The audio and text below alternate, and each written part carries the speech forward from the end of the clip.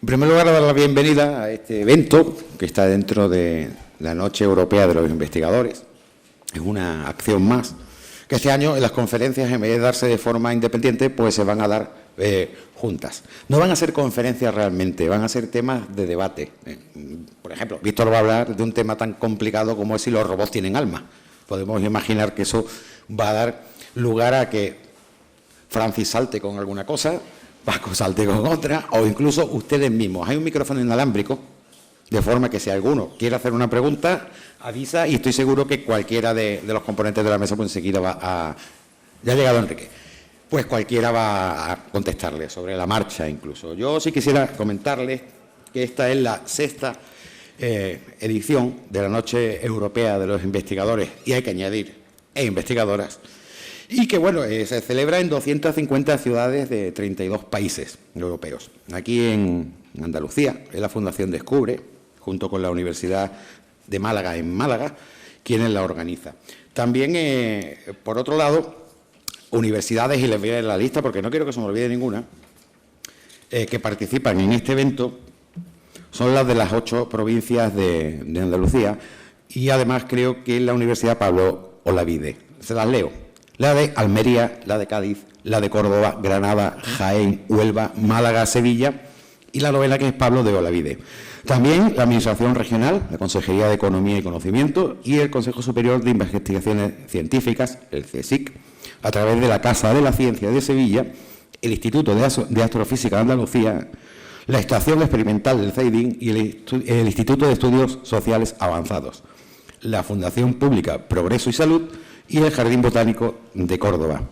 Aparte, está coordinada por la Comisión Europea dentro de las acciones de Marie, esto lo voy a pronunciar a mi manera, Marie, creo que se dice Todowoska, Curie, del programa Horizonte 2020. Como decía, la idea de este evento, que es el sexto, nos otra que mostrarles un poco la cara de los investigadores y los científicos, porque habitualmente siempre tenemos esa idea de que son gente encerrada en su laboratorio, que piensan solo en lo suyo, por decirlo así, en su investigación. Pero muchas veces no nos damos cuenta que lo que están pensando es cómo los demás podemos tener mejor vida, mejor salud, más longevidad, mejor alimentación, mejor tecnología. Y cada vez que nosotros estamos utilizando un cacharrito de estos, ¿verdad?, al fin y al cabo son ellos. Son gentes, por ejemplo, como Elena, como Francis, como cualquiera que están aquí, los que en ese laboratorio efectivamente están pensando, devandándose la cabeza y desarrollando y gastando su tiempo de vida en ese tipo de cosas. Pero también tienen su lado humano, que muchas veces parece que cuando tú eres científico o investigador solamente lo eres. Eso, y que luego no tienes vida social. Y eso muchas veces la culpa la tiene la serie de televisión. ¿Y sabes a cuál me refiero? No son tan frikis en su vida real. Son personas normales con sus preocupaciones y con las preocupaciones de los demás. Yo tengo la suerte de que a muchos de ellos, pues aparte de hoy, en este programa que me lo he llamado Hablando se entiende la ciencia, pues tengo la suerte de contar con ellos en muchísimos programas de televisión y de radio, incluso en YouTube, no sé si alguno los ha visto. Y claro, eso me ha hecho acercarme mucho y tenerlos como amigos. De aquí, de hecho, hay dos personas con las que no he tenido nunca la ocasión de trabajar en programas, como es Elena, que ahora la presentaré, y como es Paco Vico. El resto ya están hartos de mí y yo de ellos. Y puedo dar fe de que tienen más marcha que yo. O sea, que por muy investigadores que sean, son personas. Y eso es lo importante. Y hoy lo que vamos a hacer, en vez de dar esas conferencias que normalmente pues posicionan a ese investigador como investigador, hoy vamos a dar un poquito de rienda suelta a que puedan hablar libremente, que puedan explicarles a su manera y de forma natural, para que lo entienda todo el mundo, sus áreas de trabajo o los temas que vamos a exponer hoy. Como decía, no es una conferencia en la que haya toda una estructura fija. Se van a dar cuenta de otro detalle, que puede que incluso saltemos de tema. Que vamos a estar hablando del alma de los robots y a alguno le da por hablar de Bitcoin. No sé qué tiene que ver, pero puede pasar. ¿Correcto? O sea, es mucho más dinámico que una serie de conferencias. Vamos a intentar además que sea un espacio más o menos medido, porque tenemos 2 horas. ¿Cuánto tiempo? Bueno, pues, Francis, tú sabes que 2 horas no las comemos y nos falta.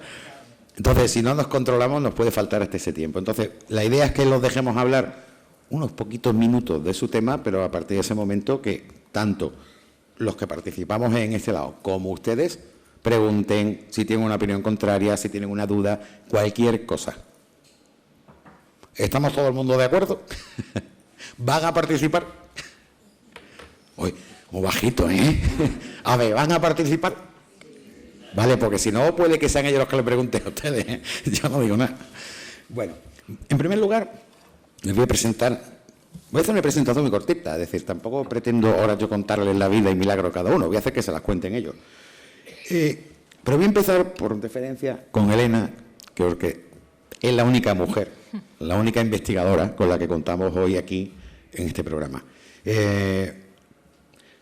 Ella es doctora en telecomunicaciones.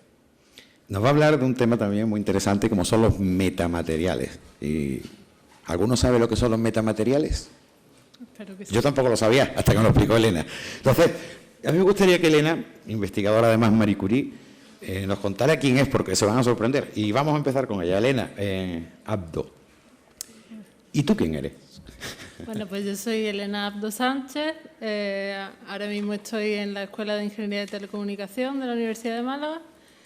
Y bueno, yo soy ingeniera de telecomunicación, me titulé en el año 2010, hice mi tesis doctoral también en el Departamento de Ingeniería de Comunicaciones. Mi tesis doctoral era básicamente de hacer nuevas antenas para los servicios de telecomunicaciones emergentes, que las antenas estamos hartas de verlo en todos lados, pero no sabemos la complejidad electromagnética que tienen hasta que te metes de lleno en ese tema, ¿no? Luego tuve la oportunidad durante la carrera de hacer una estancia en el Instituto el Instituto de Navegación y Comunicaciones de Alemania, de la Agencia Aeroespacial Alemana, y ahí pude tener mi contacto con la investigación por primera vez. Luego he hecho estancia en mi doctorado en la Universidad de Birmingham y tuve la suerte de recibir una beca contrato Marie Skłodowska-Curie. Ya. Porque hay que decirlo así. Lo de Marie Curie, ¿cómo es Marie? Yo no lo sé tampoco. Es que lo que es complicado. Skłodowska-Curie. Perfecto. Ahora es que reivindican el apellido polaco, ¿no? de la señora. Y tuve la oportunidad pues de irme a la Universidad de Toronto, en Canadá, con uno de los pioneros de los metamateriales, que es el profesor George Eleftheriades, y ahora estoy pues de vuelta aquí siguiendo el proyecto que empecé ayer. Está claro que era mejor que lo explicara ella, ¿verdad? Porque de memoria era complicado. La verdad que, hombre, me alegra muchísimo, además que tenga esa carrera, que es la que tiene varios premios, incluso la Airbus o algo, trabajando en Airbus, creo haber leído. No, un premio patrocinado por Airbus, pero... Bueno, sí. Ya es importante. Bueno, ella nos hablará dentro de un momento de metamateriales. Voy a presentar a Víctor Muñoz, allí al fondo. Hola, Víctor. Hola, buenas. El micro, Víctor. Al micro. Bueno, Víctor, sí que Elena es la primera vez con nosotros. Espero que después de este evento Elena siga también colaborando con nosotros. Bueno, vas a ser mamá dentro de poco, con lo cual habrá que esperar ese tiempo prudencial, pero que en cuanto esté disponible estés con nosotros. Y Víctor sí es habitual de años. Víctor, vicerrector de proyectos estratégicos, catedrático, vamos a simplificarlo, de robótica y cuántas cosas más. ¿Qué haces en tu vida diaria, Víctor? Bueno, no tengo vida social, pues no lo que he dicho, no soy investigador sin vida social. Y bueno, pues normalmente, bueno, pues salgo poco, estoy con los dados, bueno, ya en serio. Vamos, yo creo que soy una persona con mucha suerte porque tengo el mejor trabajo del mundo. He tenido la suerte, no por lo que buscaba, de dar clase, de investigar y ahora de gestionar la universidad, con lo cual me considero una persona con bastante suerte. Hago el trabajo que me gusta y no me importan que sea un lunes, o sea, disfruto los lunes también hasta el viernes. Y entonces, bueno, pues esa pasión pues la intento volcar cuando doy clase, cuando investigo e intento cuando gestiono. Y bueno, me he dedicado a la robótica toda la vida, empecé con robótica móvil y he acabado con robótica quirúrgica. Logramos meter un robot en quirófano en 2004, hemos metido otro en quirófano, bueno, está en quirófano experimental en Córdoba, ahora el año pasado, y ahí seguimos. Y ahora estamos intentando que un robot piense, o sea, lo que estamos intentando hacer. Y eso es un poco lo que estoy haciendo. Y él va a hablar de si los robots tienen alma.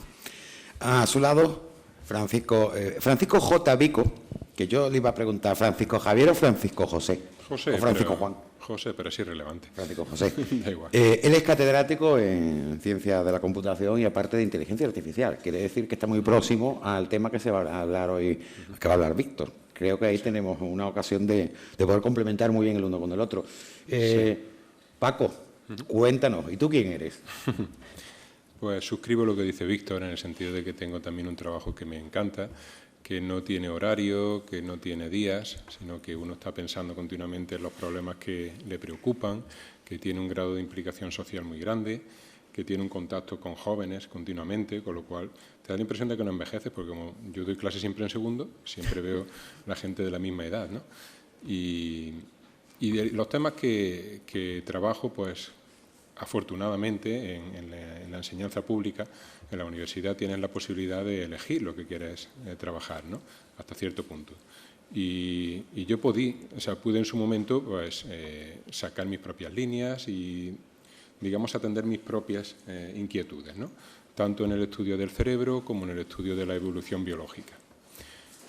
Una de las principales razones que me trajo a este mundo era Charles Darwin, o sea, todo el trabajo de Darwin, su periplo alrededor del mundo, su teoría de la evolución, su libro, sobre todo, ¿no?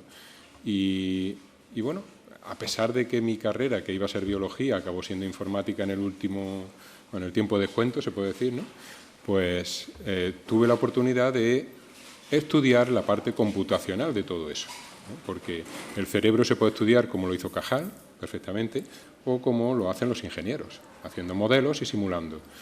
La evolución biológica la podemos estudiar como la hizo Darwin, se puede estudiar desde el punto de vista de la genética o se puede simular también en ordenadores, con el añadido de que una vez que simulas tienes la posibilidad de hacer cosas basadas en eso, no solamente de entender mejor esos procesos, sino también de construir nueva ingeniería basada en eso. Y ese es el tema del que yo hablaré. Eso. Muy bien, muchas gracias. Bueno, pues vamos al otro extremo. Tú estás al lado, así que vamos a saludar a Enrique Viguera. Bueno, él se dedica al mundo de la genética. Creo que eso llama bastante la atención. Y de nuevo va a ser Enrique quien se presente, porque aparte de investigador, científico, también es divulgador y tiene una de sus acciones de divulgativas siempre muy presentes. Así que, Enrique. Sí, en primer lugar, muchas gracias por la invitación. Como bien dices, yo me dedico al campo de la genética, siempre he estado ligado al estudio de la molécula del ADN y la evolución, enlazando con lo que decía nuestro compañero. Yo hice la clásica carrera investigadora, hice biología aquí en Málaga, hice luego la tesis en el CSIC en Madrid, luego me fui durante 5 años a París, donde hice el postdoctoral, a trabajar con las bases moleculares por las que se producen las amplificaciones en el DNA o las deleciones en el DNA que generan la evolución, que era lo que comentaba nuestro compañero. Luego, de vuelta a España, me incorporé a un centro multidisciplinar en el que disfruté muchísimo, el Centro de Astrobiología en Madrid, que es un centro ligado por un lado al Ministerio de Defensa y por otro lado al CSIC, un centro mixto. Hasta que saqué la plaza de titular aquí en Málaga y de momento pues estamos aquí. Como yo digo, siempre lo que me ha interesado son el estudio del mecanismo molecular por el que se produce algunas modificaciones, mutaciones en la secuencia del DNA, y siempre hemos utilizado, lo bueno siempre es plantearse buenas preguntas y usar todas las aproximaciones posibles, desde el punto de vista de la bioquímica pura y dura, la genética pura y dura y la bioinformática. Son las 3 herramientas que manejamos, y colaboraciones con muchísimos otros investigadores. Dentro de las inquietudes que tú decías, pues cuando llegamos aquí a la vez pues 3 investigadores que nos habíamos formado en el extranjero, vimos que en el campo de la divulgación científica había muy poquita cosa, y entonces fundamos el ciclo de encuentros con la ciencia, que este año celebramos la 15ª edición, que nos lo iba a decir que íbamos a perdurar, y que bueno, pues se ha extendido como ejemplo dentro de toda España y lo ponen como referencia, y hay sociedades científicas que nos llaman porque quieren colaborar con nosotros, así que es una delicia. Que de nuevo, pues muchas gracias. Y entre otras cosas, la exposición que podemos ver aquí fuera, la hemos organizado dentro de Encuentros con la Ciencia. Intenta reflejar el joven rostro de la ciencia, la imagen, en vez de ponernos a los mayores, pues la imagen del que está empezando las carreras científicas. Algunos no continuarán esas carreras científicas porque es una carrera de obstáculos, y otros pues seguramente pues sean muy brillantes y los veremos pues dentro de unos años aquí al otro lado de la mesa. Así que muchas gracias. Y vas a hablar de Voy a hablar de edición genética, de modificación del ADN. También. Sí, también va a dar bastante que hablar. Sí, sí. Bueno, seguimos con otro investigador y a la vez divulgador. Se trata de Francis Villatoro. Francis también participa, al igual que Enrique y que Víctor, pues como Mundo Digital, que ahora hablaré yo de eso también ya para presentarme brevemente. Pero es que él también es divulgador. Incluso está premiado como divulgador y es doctor en matemáticas, físico, ingeniero y no sé cuántas cosas más, Francis. Yo creo que tú eres el que compila más títulos aquí, ¿no? De lo que estamos... Bueno, no sé. ¿Te ha dado tiempo a estudiar ingeniería, matemática y física? Claro, yo soy doctor en matemáticas, pero no soy licenciado en matemáticas. Uh-huh. Soy licenciado en físicas y licenciado en informática, porque cuando yo estudié informática no existía ingeniería en informática. Y bueno, me dedico a la divulgación fundamentalmente desde el año 2008, gracias a mi blog. Y soy aquí en la universidad, profesor titular de universidad, me dedico a investigar fundamentalmente en ondas no lineales y me interesa en algo parecido a lo de Elena, es decir, materiales que probablemente no existan, pero que se montan a base de materiales que sí existen, y ver cómo se propagan las ondas en ese tipo de metamateriales, de medios efectivos. Y entonces trato de combinar la parte de física matemática con la parte de, posible futuro tecnológico de materiales ficticios que tienen propiedades muy interesantes y que quizás algún día alguien descubra, ¿no? Ahora está de moda poner grafeno sobre algo y ver qué pasa, y nosotros pues estudiamos qué pasa cuando ponemos grafeno sobre algo y vemos si las ondas pues se portan como nos gustan o como no nos gustan, con la ventaja de que se supone que en el grafeno vamos a poder incluso hacer agujeritos, hacer figuritas, hacer cositas que en otros materiales es muy, muy difícil combinar las propiedades electrónicas y ópticas de grafeno con la posibilidad de toquetear el material todo lo que nos guste, ¿no? O sea, a priori podemos toquetear mucho el material y podemos inventarnos nuevos materiales a base de grafeno, y entonces en esos nuevos materiales aparecen comportamientos de las ondas que nosotros tratamos de describir mediante fórmulas matemáticas y mediante simulación por ordenador, y eso es a lo que me dedico. Y nos vas a hablar de ondas gravitacionales. Exactamente, hace un par de días se ha anunciado la cuarta onda gravitacional y hay que hablar de ondas gravitacionales. Por eso te dejamos al último, después. Bueno, yo fuera de programa quiero presentar a un amigo que está aquí, no está dentro de esta mesa, lo tengo sentado enfrente, también de la Universidad de Málaga, que participa también en el programa, y ya que tienes un micro inalámbrico, enciéndelo. Y es Victoriano Giralt. Victoriano, te vas a presentar tú. Ya me han liado. Claro. No se puede venir, te dicen, no, tú vienes, te sientas, tal, no sé cuánto. Te llaman a la hora de la fiesta, 20.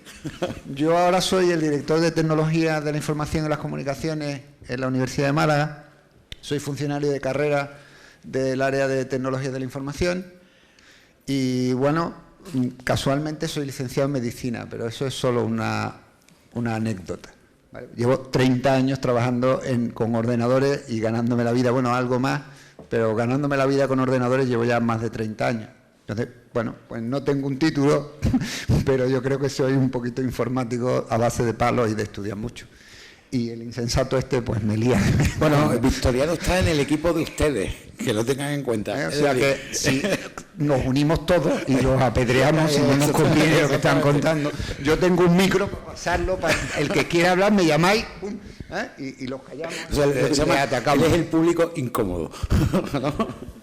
Bueno, cualquiera que necesite alguna aclaración, cualquier cosita, levanta la mano. Básicamente no es por pedir permiso, es porque le puedan, para que le pasen el micro, que yo creo que Javier, que está por allí, hay una persona aquí con nosotros para...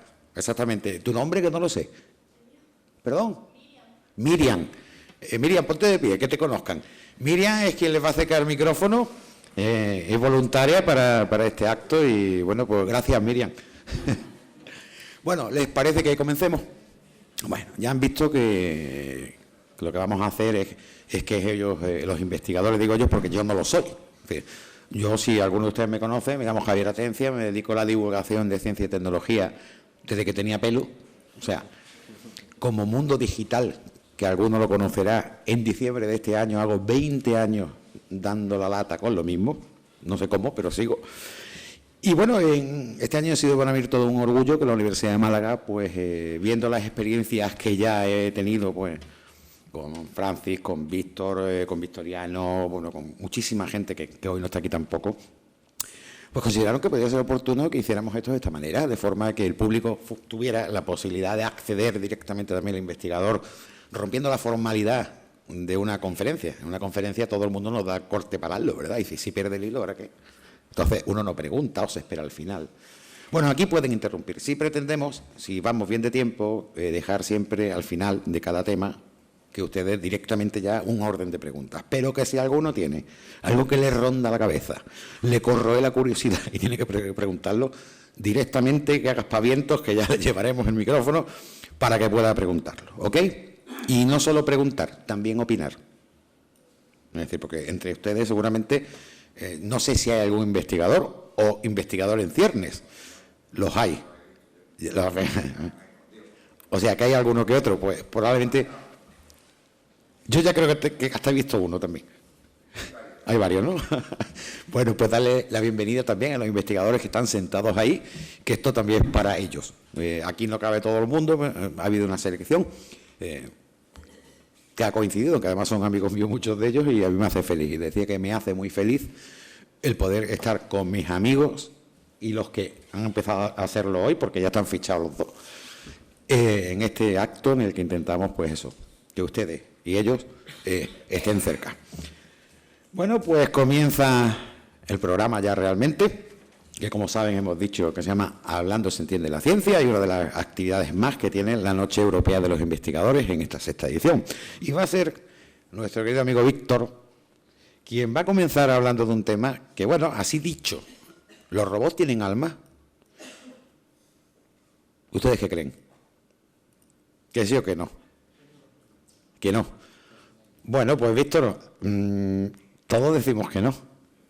No sé lo que vas a contar. Bueno, depende... Pégate el micro porque sí. A ver, es que te vas a tener que explicar muy a fondo. Me pongo al lado de mi amigo Paco, que sabe mucho más de inteligencia artificial que yo, y no voy a contar lo que hicimos en Cornell, ese viaje. No lo vas a hacer. No lo voy a hacer. El micro, pégatelo. El micro me lo pego. Bueno, sí.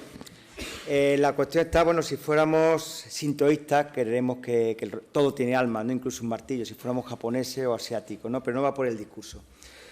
El discurso lo voy a hacer, como se ha ordenado, en presentación, nudo y desenlace, como una obra de teatro, ¿no? O sea, una novela. Entonces, voy a intentar picar a Paco, ¿no?, en cada una de estas fases. Lo primero, bueno, pues todo esto de pues si tienen alma o no, pues empezamos por lo sencillo, ¿no? Inteligencia artificial. Empezamos por ahí, ¿qué es eso? Pues lo busca en un diccionario y te pone por inteligencia, facultad de la mente, que permite aprender, entender, razonar, tomar decisiones y formarse una determinada idea de la realidad. Eso es inteligente o más o menos, ¿no? Sin embargo, si busca inteligencia artificial, realmente pone un programa que emula una capacidad humana. Una. Entonces, digamos que una cosa es inteligencia y otra inteligencia artificial. La inteligencia artificial va a emular o va a recrear una capacidad nuestra, ya sea razonar, sea pensar, sea una cosa en concreto, no todas las veces que hace nuestro cerebro. Entonces, pues esa es la, no sé, Paco, la primera diferencia que quería... Bueno, yo matizaría ahí que hay dos inteligencias artificiales, la débil y la fuerte, y está haciendo referencia a la débil. Sí. La fuerte es la que engloba todo. Sí, eso después ya... Eso después vamos a empezar, no, lo digo porque estás atendiendo un subconjunto de... Vale. Después resulta que dentro de que la inteligencia artificial... voy a citar a Terry Pratchett, el del Mundo Disco, que dice que la estupidez real siempre superará a la inteligencia artificial, pero vamos, otra cosa, ¿no? Entonces, bueno, pues visto que la inteligencia artificial va a emular una capacidad humana, he buscado por ahí, porque yo en esto me dedicaba, y parece que lo dividen en 4 grupos, que ahora discutimos.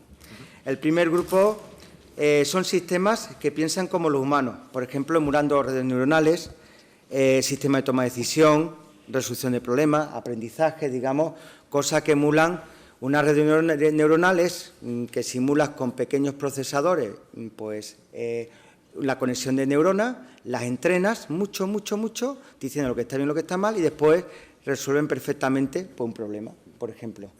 Después otro, por ejemplo, aprendizaje, también está la lógica difusa, la lógica borrosa, que es un conjunto de reglas. Si pasa esto, entonces esto. Si pasa esto, entonces el otro. Si varias reglas son ciertas, pues resulta que las mezcla y saca la decisión. Esto lo tenemos aquí en Málaga, con el café. ¿Quién sabe lo que un mitad o lo que un largo? ¿Cuántos centímetros cúbicos de leche o de café un mitad o un largo? Nadie lo sabe. Más o menos sabemos que queremos un mitad o un largo, por eso la lógica borrosa. Cuando ni es cierto ni es falso, sino entre medio. Entonces tenemos ahí pues, como sistemas que piensan como los humanos, que lo emulan. Después están los sistemas que actúan como los humanos, que son los robots. Ahí perfectamente, pues en robótica, el cerebelo humano lo clavamos. O sea, está toda la teoría de control, coordinación de movimientos, que se muevan sin razonamiento. O sea, lo que es andar, mantener el cerebro reptiliano, podríamos decir, ¿no? El cerebro sí reptiliano, o sea, lo que nos hace que eso nuestro no cuerpo... es de los reptilianos estos que lo dicen en YouTube, que parecen los ojitos así, sino del cerebro, podemos hablar primario, ¿no? Lo que nos permite, hace que no te caigas, ¿no? Lo que nos permite movernos, que nos lata el corazón, que todo se regule, pues todo eso, las ecuaciones se saben y más o menos se emulan. De hecho, Víctor, estás hablando, por ejemplo, de los robots de Boston Dynamics, no sé si han tenido ocasión de verlos. De eso sí. Que da hasta pena, porque uno ve una emulación de una especie de mula, le dan una patada para que se caiga y... Exactamente eso. Ya te despierta un rollo extraño, ¿no, Víctor? Es decir, el tema de la robótica y el alma, como tú dices, quizás no la tengan, pero igual somos nosotros los que se la queremos dar. Tú imagínate, o imaginemos nosotros, un robot, digamos, vamos a darle forma humana, con la inteligencia que dice Víctor, pero con aspecto de robot japonés, que ya sabemos todos cómo hacen, sobre todo las robots. Imaginemos en casa un robot. Cualquier cosa que le pase a ese robot, yo creo que si estamos acostumbrados a él, le vamos a querer dotar de alma. Si nos va a dar pena, nos va a dar de todo, ¿no? ¿No te parece que...? Le hablamos de nuestro coche. Te arañan el coche y le hablas al coche, o sea... No, yo todavía no estoy así. Todavía llegamos a ponerle... Víctor, ¿tú le hablas al coche? Yo hablo al coche. O a Siri. O sea, pero me refiero a que cuando algo le vemos una capacidad humana, automáticamente nos creemos que es humano. Entonces, has dicho que no tenés vida social, con lo cual, vale, está tú bien, le hablas al coche. Está bien. Y después, pues son ahí, sí, después de estos, digamos, sistemas que se comportan visualmente como un humano, el robot que se mueve, pero realmente se mueve y no piensa nada más, pues están los sistemas que piensan como los humanos, por ejemplo, la lógica, o lo que serían los sistemas expertos, intentan emular la lógica en primer orden, todo el mundo ha hecho demostraciones, ¿no? Algo que es verdadero, tiene unas reglas, intenta demostrar que algo es verdadero utilizando esas reglas y lo que son las verdades absolutas, ¿no? Un poco, ¿no? Esto, bueno, viene de Leibniz, de ahí viene ya la lógica esta, ¿no? Entonces, bueno, o también los sistemas expertos, sistemas que ayudan a la toma de decisiones. Por ejemplo, hay sistemas médicos que ponen síntomas de una enfermedad y te dicen, pues puede tener un resfriado. Entonces, emulan eso. Y la última parte, pues son los sistemas que actúan racionalmente, es decir, le dice si ha hecho bien o algo mal y aprenden y cambian su comportamiento. Todos estos 4 grupos actualmente están por separado, que es la inteligencia artificial débil. Ahora aprendí yo eso. Ahora vamos a la fuerte. La fuerte, pues de hace tiempo, pues resulta que hablan de la cognición, más que, digamos, que la inteligencia artificial. La cognición es cuando todas estas cosas que he dicho lo agrupa todo junto, a ver qué pasa, ¿no? Ahora hay problemas que hay los computadores que tenemos actualmente no son capaces de meter todo junto y tener un robot que piense, que razone, que perciba toda la vez y encima que se mueva. O sea, es enorme. Dicen que en 50 años habrá computadores que tendrán tanta potencia como el ser humano. Hablan por ahí. Entonces, pues la cognición pues se basa en emular el cerebro humano, la funcionalidad, no a nivel neurona, sino a nivel de bloques funcionales. Y hablan de la memoria a largo plazo. Por ejemplo, la memoria a largo plazo es lo que sabemos varias cosas. Los procedimientos, o sea, los instrumentos que sabemos es mover nuestro cuerpo, sabemos atarnos los cordones, sabemos montar en bicicleta, sabemos nadar, pues son procedimientos que tenemos en la cabeza, los rescatamos y vamos automáticamente. Entonces, eso sería una. Otra sería más compleja. Sí. Te voy a hacer que a breve te voy a explicar por qué, por lo que he dicho antes. Como tenemos poco tiempo para cada uno, además es que Elena se tiene que ir a las 8:30. Vale, pues breve. Como va detrás tuya. Termino el de eso y voy al desenlace directamente, ¿vale? La semántica. Y ustedes están muy callados, yo no digo nada. La semántica, que es los conceptos que tenemos, concepto de mesa, de silla, de persona, todo eso. Y después está la episódica, que es lo que nos pasa y cambia nuestro comportamiento. Bueno, pues tú coges todo eso y dice, vale, pues esto es la cognición, la inteligencia artificial fuerte, que intenta unar pues todo eso en una cosa. Y dice, bueno, ¿y qué es el alma? Bueno, pues el alma resulta que, bueno, tiene Platón, Aristóteles, Santo Tomás de Aquino, digamos, es lo que anima el cuerpo. O sea, la resume, si tú tienes alma es que algo está animado, tiene vida. Y eso no me lleva a ninguna parte, así que me fui al budismo. Y digo, vamos a ver, o sea, un problema gordo el alma. Darle el coche al budismo. Entonces, bueno, pues el problema gordo vamos a dividir y vencerán, ¿no? Tema informático. Y entonces, pues el budismo resulta que el alma lo divide en 1, 2, 3, 4, 5 y 6 partes, ¿vale? Entonces, esas 6 partes están por separado y el yo es la interrelación entre todas esas partes. Entonces, vamos a ver, ese ahora el discurso.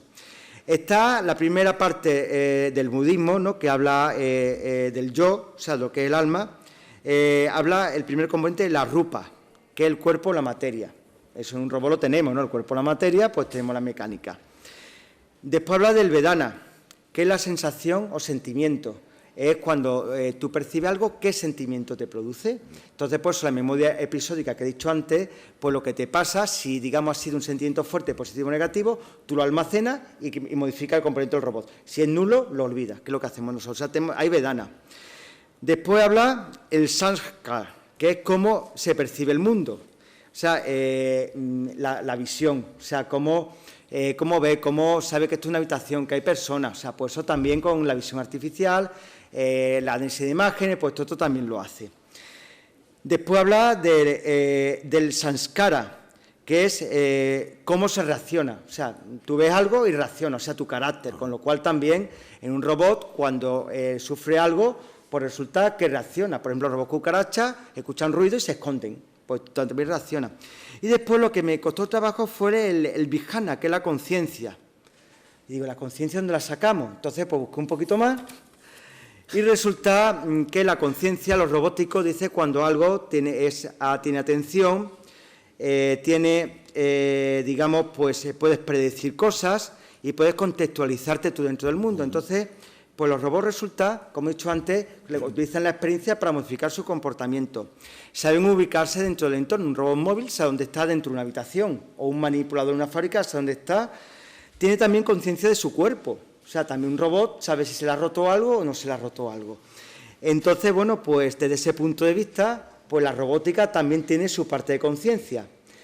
Y dice, ¿qué es el yo? Pues el yo es cuando tú coges todas estas partes e interaccionan entre ellas. Con lo cual, mi conclusión es que el robot puede tener un alma, pero de otro tipo, pero tiene un alma. O sea, que te has tenido que ir al budismo para justificar que el robot tiene alma. Un problema gordo, dividirlo en pequeños. Víctor, te has metido en camisa de once varas, ¿eh? Totalmente. Sí, no, pero bueno, más o menos. No, pero ha hecho un estudio. Bueno. Bueno. No, el gran problema aquí es el tema de los derechos de los robots.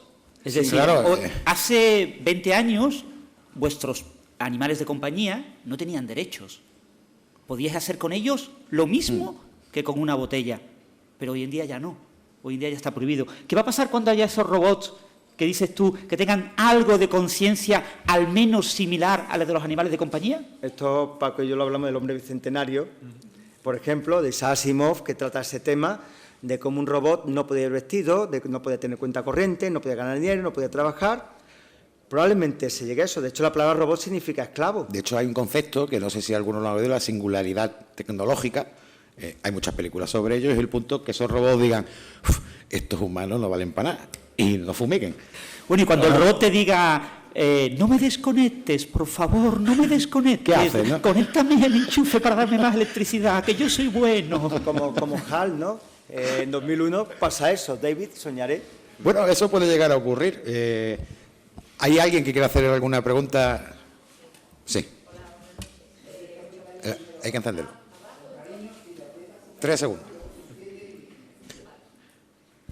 Hola, buenas noches.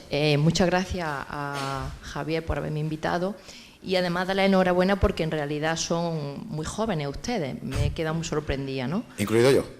También, claro, Gracias. por supuesto. Yo le voy a poner en aprieto, ¿vale? Un poquito. Lo que ha dicho usted sobre todo el budismo es muy interesante, porque me dice usted solamente sí o no. No quiero entrar porque nos podíamos tirar aquí 2 horas y media. Si aplicamos lo del robot y quitamos robot, pero utilizamos al humano para utilizarlo como un robot, como si fuera como si fuera un móvil con un microchip. Quiere decir, ¿es cierto que se está utilizando eso en los humanos? Sí o no, nada más. Lo voy a dejar ahí, no robot. Me habla de un cyborg. No.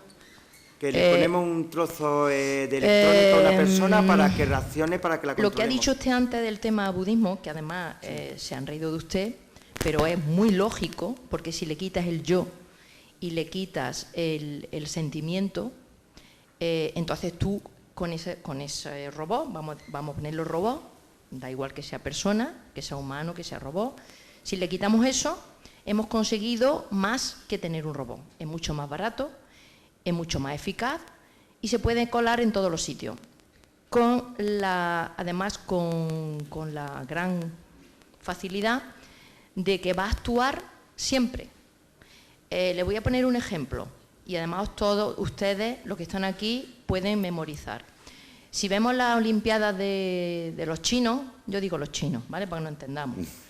Entonces, yo en mi trabajo, por mi conocimiento, por mi vida, ¿no? Es imposible que una persona ¿cuántas veces parpadea un ojo? Pues varias veces. ¿Al minuto? Bastante. ¿Cuántas veces? 200 y pico, ¿vale? ¿Cómo es posible que estén todo el mundo sincronizados de una forma y que tú le mires las pupilas y se muevan 2 o 3 veces al minuto? Yo lo único que le pregunto es que usted me diga, solamente sí o no, porque esto es muy profundo, que en vez de irnos a la robótica, nos vamos al humano, utilizando al humano, porque claro, el robot es carísimo y además es muy torpe, pesa mucho, es lo que usted ha dicho, si le metemos toda esa información es imposible porque sería muy grande y ¿dónde lo vamos a meter? Sería como meter un tanque en tu casa, ¿no? Dígame usted sí o no, tiene usted conocimiento de que eso esté ocurriendo en el mundo. En el mundo, con ¿vale? electrónica Muchas no, gracias. pero con psicología probablemente y con fármacos sí.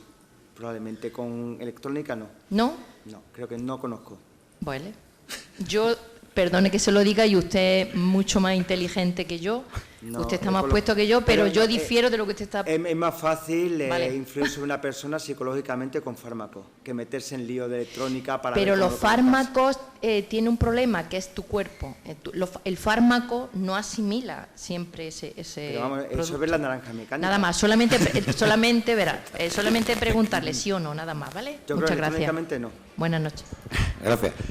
¿Alguna pregunta más? Bueno, pues como vamos apretado el tiempo, ya parece mentira. Es decir, ya estoy calculando que con las 2 horas no llegamos con todo. Elena, la siguiente que... No. Claro, es que Elena a las bueno, 8:30 tiene que irse. No vamos a estresarnos. Y estaba un poco preocupado porque pues que ella pueda hablarnos de un tema tan interesante que yo no conocía, que son los metamateriales. Así que Elena Abdo, tu turno. Yo espero que el público sí haya escuchado hablar de los metamateriales. ¿Habéis ¿Sí o no? escuchado o no? Sí, algunos sí, otros no. Pues hay que explicarlo. Bueno, metamateriales viene con el prefijo meta, porque son materiales que están diseñados artificialmente por el hombre y tienen unas propiedades que van más allá de los materiales que hay en la naturaleza, o al menos de los que conocemos hasta ahora, ¿no? Entonces, ¿por qué son interesantes? Bueno, pues teóricamente se ha demostrado que podrían tener unos fenómenos diferentes a los que conocemos hoy en día y un tanto exóticos que nos permitirían pues realizar aplicaciones muy diferentes a las que nos permiten los materiales convencionales. Yo hablo siempre en el entorno del electromagnetismo porque es donde se aplican más estos metamateriales. El electromagnetismo, bueno, no sé si sabéis lo que son las ondas electromagnéticas, pero estáis rodeados de ellas por todos lados. El teléfono móvil, el wifi, los rayos del sol, todo, el micrófono, todo. Hay algunas ondas electromagnéticas que están en el espectro visible, la luz, y la vemos, pero la mayoría no la vemos y están ahí. Entonces, las ondas electromagnéticas son pues oscilaciones eléctricas y magnéticas que van viajando y van transportando información. Y estos metamateriales lo que pretenden es manipular esas ondas electromagnéticas.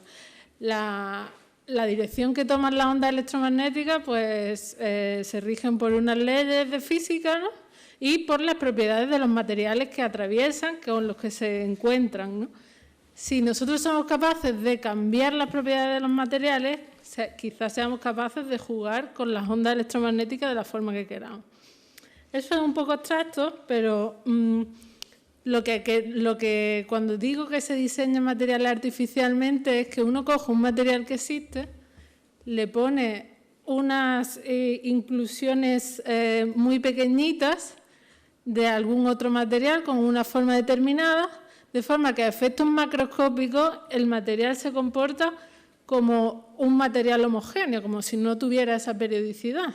Entonces tú le puedes atribuir pues, unos parámetros electromagnéticos como la permitividad, la permeabilidad o el índice de refracción. El índice de refracción nos dice cómo se desvían las ondas electromagnéticas cuando pasan de un medio a otro. Por ejemplo, cuando metéis en una pajita, en un vaso de agua una pajita, veis cómo visualmente la luz se desvía de la trayectoria, ¿no? Pues básicamente los metamateriales intentan manipular esas desviaciones. Y esto empieza desde un artículo de los años 60 de Beselagos, un ruso, que especuló sobre qué pasaría si en la naturaleza encontrásemos materiales con índices de refracción negativos. Todos los materiales que se conocen hoy en día tienen un índice de refracción positivo. Y este físico pues, se planteó esta hipótesis y entonces llegó a la conclusión de que muchos de los efectos que hoy en día nos encontramos, como el efecto Doppler, la ley de Snell, que es la que nos dice cómo se refracta la luz en un medio, pues se invertirían. Por ejemplo, en el caso de la pajita, en vez de ir a una dirección, iría hacia la otra dirección visualmente. Que veríamos la pajita así. Exactamente. Vamos, normalmente lo que la vemos siempre es así. Efectivamente. Y sería justo el ángulo contrario. Efectivamente. Entonces, bueno, pues el artículo quedó ahí un poco en el olvido. Fijaros lo que es la investigación, ¿no? Uno publica, no tiene ninguna trascendencia, pero 35 años después, un grupo de la Universidad de California hizo un medio, hizo el experimento de hacer un medio con índice de refracción negativo.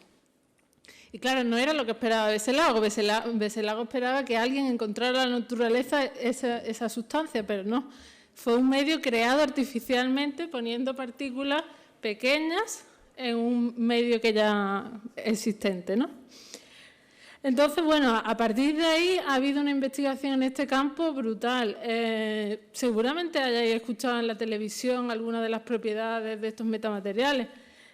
Al final, lo que consiste es no solo centrarnos en el índice de refracción negativo, sino cambiar, manipular las propiedades electromagnéticas de los materiales a voluntad, diseñadas por nosotros, de la forma que manipulemos las ondas electromagnéticas y su interacción con los objetos. O sea, que es coger un material, añadirle unas características especiales de forma que tú lo puedas malear a tu gusto, es decir, que cambie ese índice. Pero eso se puede hacer, es decir, lo que nos permite esta tecnología es crear un material con un índice de refracción negativo de tal punto o que podamos modificarlo dinámicamente.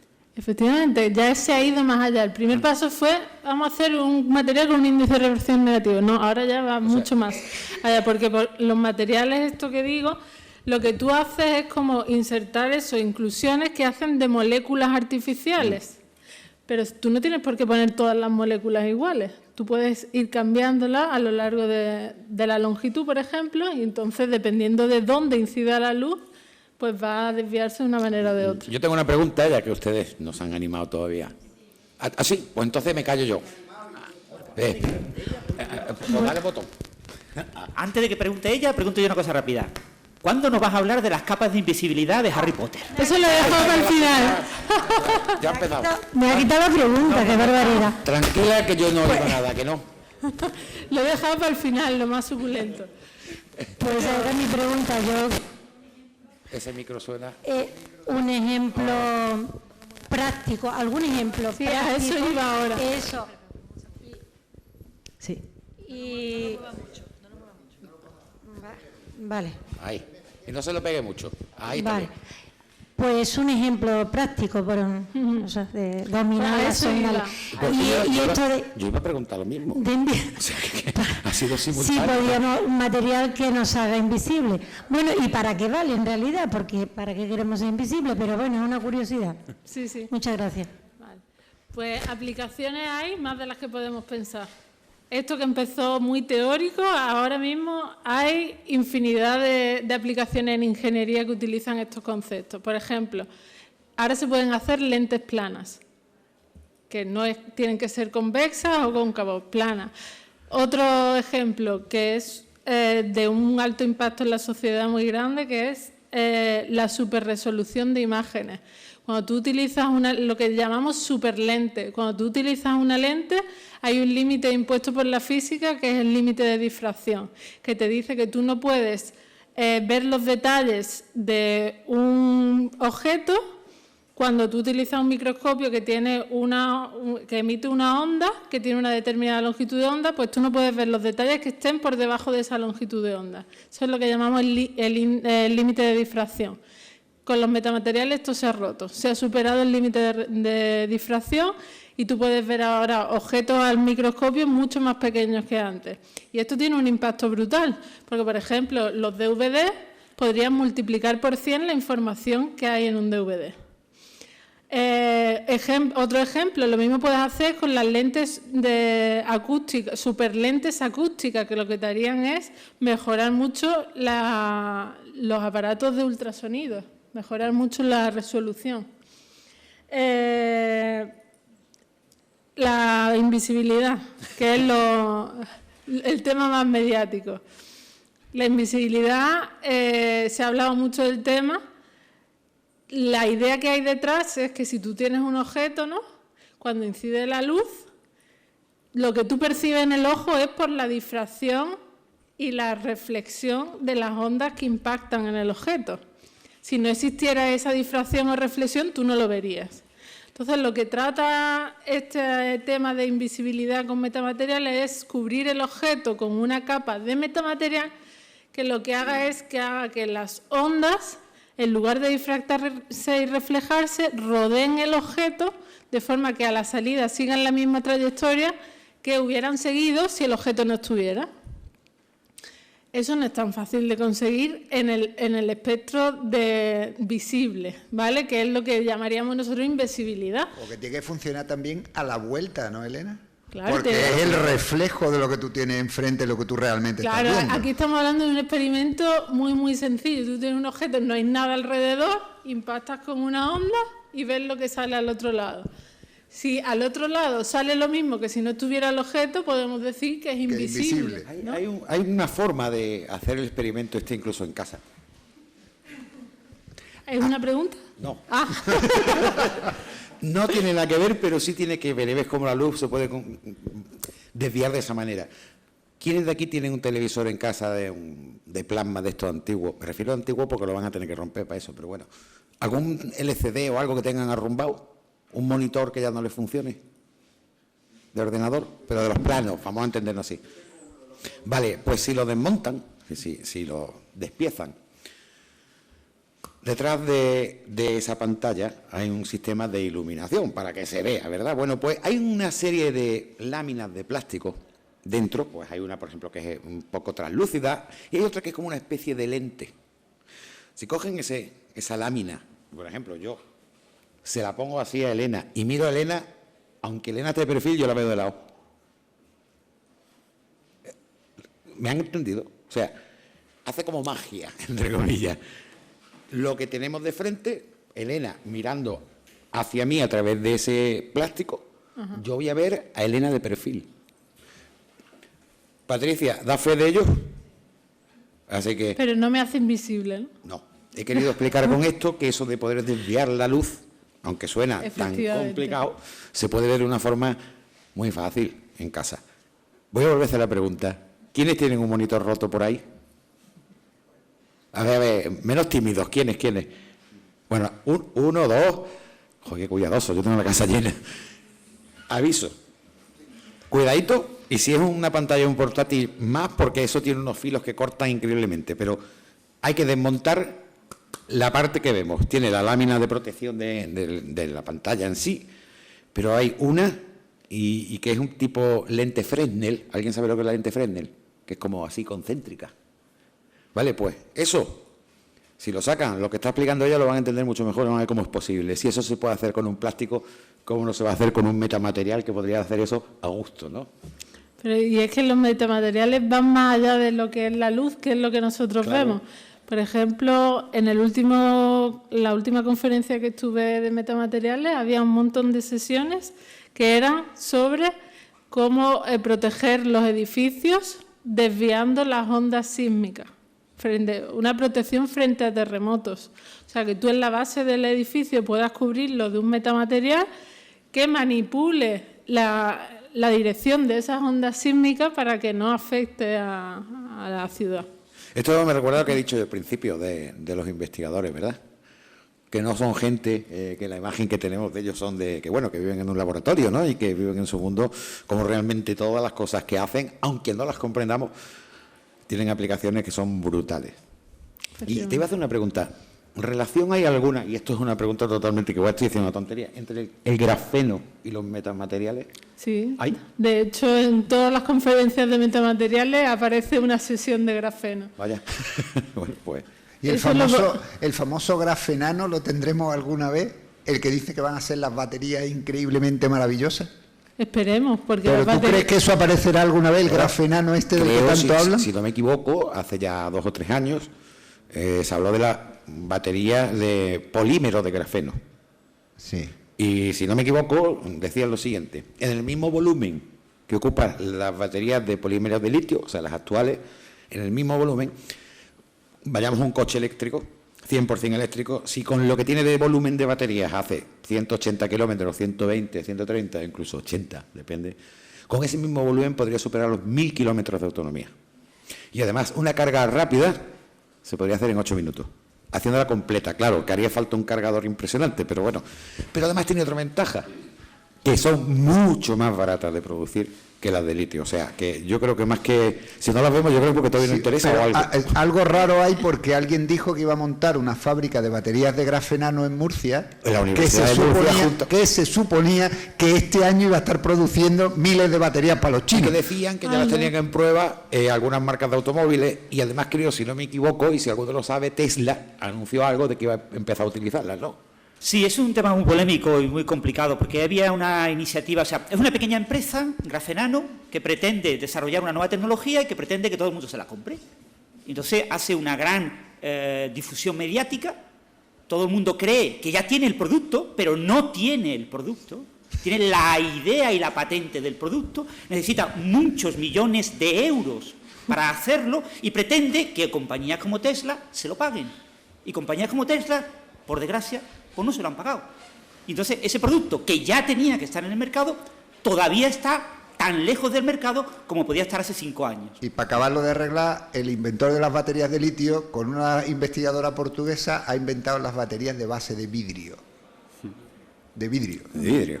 A los 92 años de edad. Bueno, nunca es tarde.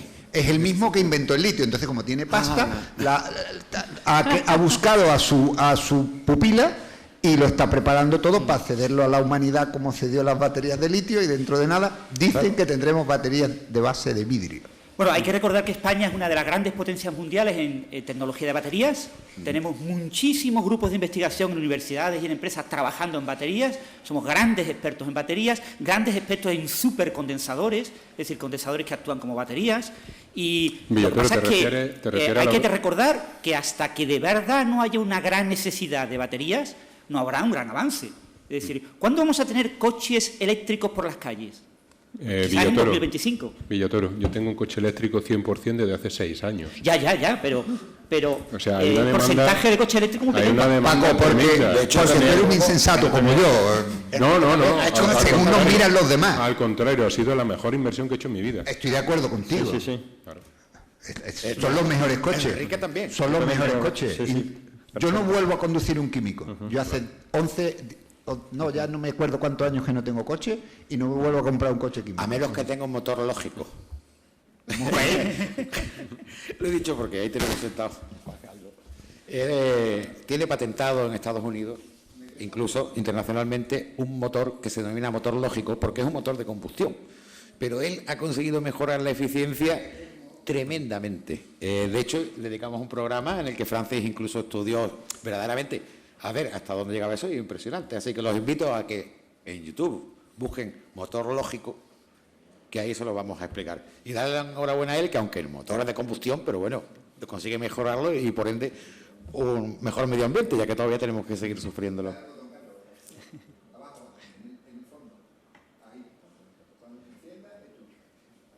Espera que te lo enciende.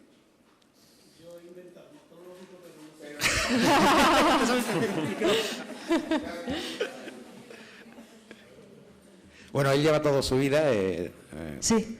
ahora se ha jubilado y lleva 20 y tantos años pensando en que tenía que desarrollar ese motor, ya lo ha desarrollado, ya lo ha patentado y bueno, cambia, cógelo más para... Está radioactivo o algo, ¿eh? Sí.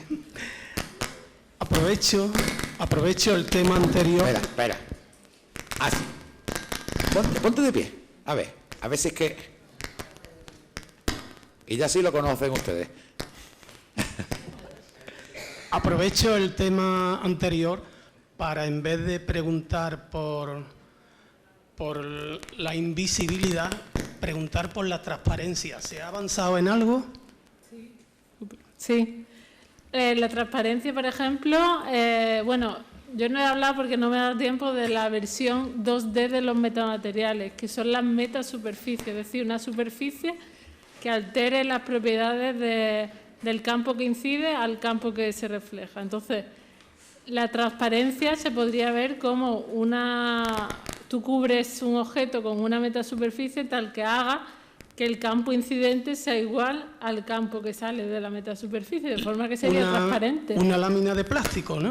Por ejemplo. Ese, que ya estaba inventada. Sí, pero aquí, claro, no buscas otros fenómenos más exóticos. El índice de refracción, volvemos a lo mismo, ¿no? Bueno, en ese caso, el índice de refracción... Lo podría modificar. Pero el índice de refracción se utiliza más para materiales con volumen. Y cuando hablamos de metasuperficies no se habla de índice de refracción, se hablan de los parámetros asociados a la superficie, que son otros parámetros, ¿no? Pero bueno, que al final es el mismo fenómeno, ¿no? Que tú intentas manipular. Entonces, por ejemplo, pues dice, ¿sería transparente? Pues si tú incides en un material, en un espejo, por ejemplo, pues la luz se va a ir hacia el ángulo que diga la ley de Snell, ¿no? Pero si tú le pones una metasuperficie pegada al objeto que haga que no siga esa ley, lo puede hacer transparente. Entonces, esa sería la idea. Pues sí que sería casi que la capa de invisibilidad. Bueno, que veáis el vídeo del motor lógico, ¿eh? Que yo tengo un sin vivir por ver el número de visiones. Todo hay que decir que está en el canal de Mundo Digital, en YouTube, Mundo Digital TV, si lo buscan así lo encuentran. Y se llama el vídeo ¿Es ilógico el motor lógico? Porque ese fue el primer planteamiento que hizo él. Un día quiso contactar conmigo y me dijo, mira, yo he hecho esto y demás, me gustaría que Francis le echara un vistazo. Y así lo hicimos. Y la verdad que, bueno, darle la enhorabuena.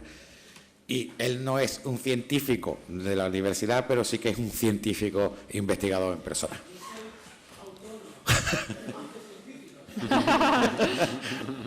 Bueno, como ya llega la hora de que ella se tenga que ir, no sé si puede esperar 5 minutitos. ¿Hay alguna pregunta que quieran hacerle a Elena antes de que se vaya? ¿Alguna más? Yo creo que esto es una broma. ¿Tú crees que ¿La capa de Harry Potter? Sí, pero cuando Paco y Pico y yo íbamos a la discoteca cuando éramos jóvenes, no teníamos barba, creo que estábamos hechos de metamaterial. Vosotros. Las chicas no nos veían. Las chicas no nos veían. Y después nos pasaba eso. Bueno, vamos a hacer una cosa. Como para despedir a Elena, primero vamos a darle un aplauso. Y desde luego darle las gracias porque participe en... Yo quiero agradecer también la invitación y al público que ha estado aquí escuchando estos temas tan diversos y un poco abstractos, pero... Bueno, pues espérate, que lo que viene ahora... Ondas gravitacionales, manipulación genética. Paco, lo tuyo, biomimética, o sea que lo podemos liar. Bueno, continuamos con la segunda parte de Hablando se entiende la ciencia. Francisco José Vico, quien va a hablarnos de biomimética. O sea, está mezclando dos conceptos, la biología y la mimética, ¿qué podríamos decir que es en este caso? Ingeniería. Ingeniería. Bueno, pues adelante, cuéntanos qué es la biomimética. Y lo dicho, cualquier duda, en cualquier momento, levanta la mano y le acercamos el micro. Bien. Yo quiero empezar pidiendo que Francisco Villatoro abandone la sala si vuelve a quitarle una pregunta a la audiencia. ¿De acuerdo? Así que mucho cuidado que te estamos vigilando. Bueno, biomimética está en la raíz del carácter interdisciplinar que tiene la ingeniería y la ciencia en total, ¿no? No debemos pensar que un informático está simplemente estudiando la manera de mejorar la memoria de un ordenador o la velocidad de un procesador, sino que en general estamos necesariamente expuestos a otros campos de trabajo y las influencias de esos campos de trabajo nos pueden llevar a líneas convergentes de unas y otras, ¿no? En este caso, la biología y la ingeniería pues tienen mucho en común porque estamos muy acostumbrados a ver en el entorno formas vivas porque ese es el objeto de estudio de la biología, que están muy adaptadas al entorno en el que habitan, ¿no? Por ejemplo, podemos poner la situación de la rana en un estanque que tiene la capacidad de cazar a una mosca. Eso es una tarea tremendamente difícil. Y lo hace porque tiene neuronas que responden selectivamente a un objeto redondo, negro, moviéndose a una cierta velocidad, y esa respuesta lo que hace es directamente disparar la lengua con un determinado ángulo para cogerlo. O sea, es una obra maestra de la ingeniería, se podría decir, si alguien hiciera algo así, ¿no? Sin embargo, lo ha hecho la naturaleza. Hay un libro que se llama, de Richard Dawkins, El relojero ciego, que va directamente a una de las hipótesis que se han trabajado más en el tema de justificar la existencia de Dios, en cuanto a que hay cosas tan perfectas en la naturaleza que solamente han podido ser hechas por un creador.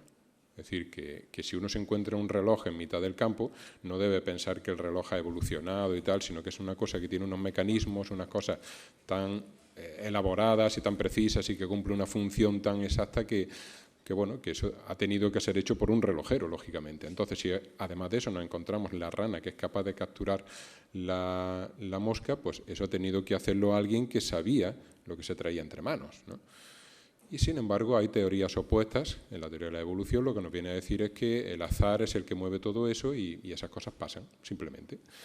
Perdón, no, pensé que había una intervención. Bien, pues eso es una cosa que inspira a la ingeniería. Es decir, nosotros podemos emular ciertos procesos, podemos emular materiales, por ejemplo, el velcro que está por todas partes ya, que ha subido a la luna incluso, pues está inspirado en simplemente una semilla que tenía unas espinas para defenderse de los animales que se la comían, pero que por alguna mutación la punta de la espina se dobló y resultó que eso era muy útil para engancharse a los pelos de los animales y transportar esas semillas a largas distancias. Pues una cosa tan tonta como esa dio lugar al velcro. Nos fijamos en eso, empezamos a analizar cuál era la clave y empezamos a fabricar cosas de plástico que parecían eso. Y ahora tenemos una forma de sujetar materiales magnífica. Como eso hay una infinidad de ejemplos, ¿no? De que observamos un diseño hecho por la naturaleza y lo copiamos. En el campo de la computación, que no es el campo de los materiales, lo que podemos aprender de la naturaleza es mucho. Por un lado, por ejemplo, podemos aprender cómo funciona el cerebro humano. Podemos analizar el elemento básico de computación, que es la neurona, la célula neuronal. Podemos ver cuál es su interacción con otras neuronas, podemos ver cómo procesa la información de entrada, podemos ver cómo da patrones de comportamiento en un ser vivo que tiene sistema nervioso, y todo eso lo podemos llevar a ecuaciones, lo podemos llevar a algoritmos y podemos simular parte de ese procesamiento, ¿no? Todo el deep learning que ustedes escuchan últimamente, fruto de no solamente de la no investigaciones de Google, sino de las empresas que capta Google en el camino y, por supuesto, también del plan de marketing que tiene Google por medio, pero que todo eso que estamos escuchando de tantas cosas que se hacen con Deep Learning, pues en realidad no es más que en el inicio una inspiración biológica.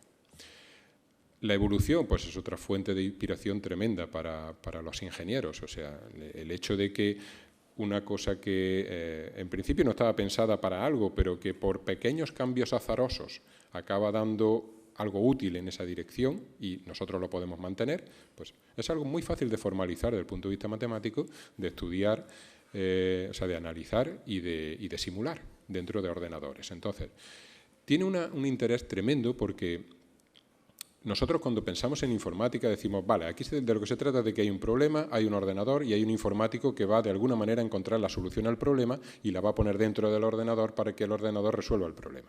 Esa es la clave, ¿no? Entonces se trata de delegar en el programador toda la responsabilidad de diseñar la solución correcta, de codificarla, de depurarla y de ponerla en marcha. O sea, su capacidad de imaginación, de análisis, es la que nos va a dar la solución. Sin embargo, estos enfoques son radicalmente distintos. Yo puedo tener un problema formulado y puedo tener una manera de evaluar soluciones. Y un ordenador que está programado con computación evolutiva podría por sí mismo probar soluciones y, como hay una forma de evaluar que es mejor, acabar encontrando aquellas que funcionan mejor. Con lo cual, la responsabilidad ahora no está en el programador, sino está en el algoritmo que busca, intenta y va manteniendo aquello que tiene más probabilidades de llegar. O sea, a una Paco, buena ¿estás solución. diciendo que el ordenador es creativo, incluso más creativo que el propio informático que lo programa? Depende de cómo lo quieras ver. Es decir, ¿qué es crear? Tendríamos que empezar definiendo. Si crear es encontrar algo que no se esperaba en un inicio, totalmente. Totalmente creativo, sí. Pero una cuestión, alguien le dice que está bien o que está mal. Me acuerdo con lo que tú hiciste de componer música artificialmente. Alguien te decía esto me gusta o no me gusta. Cuando tú realmente ese ordenador se lo dices, pues Claro, ya dices, pues esto lo que gusta, pues tiro por aquí. Pero en música siempre Y te va a te sale encontrar alguien el que te Justin diga... Bieber ese. Totalmente. Estamos hablando, ya que han nombrado lo de música, Melomix.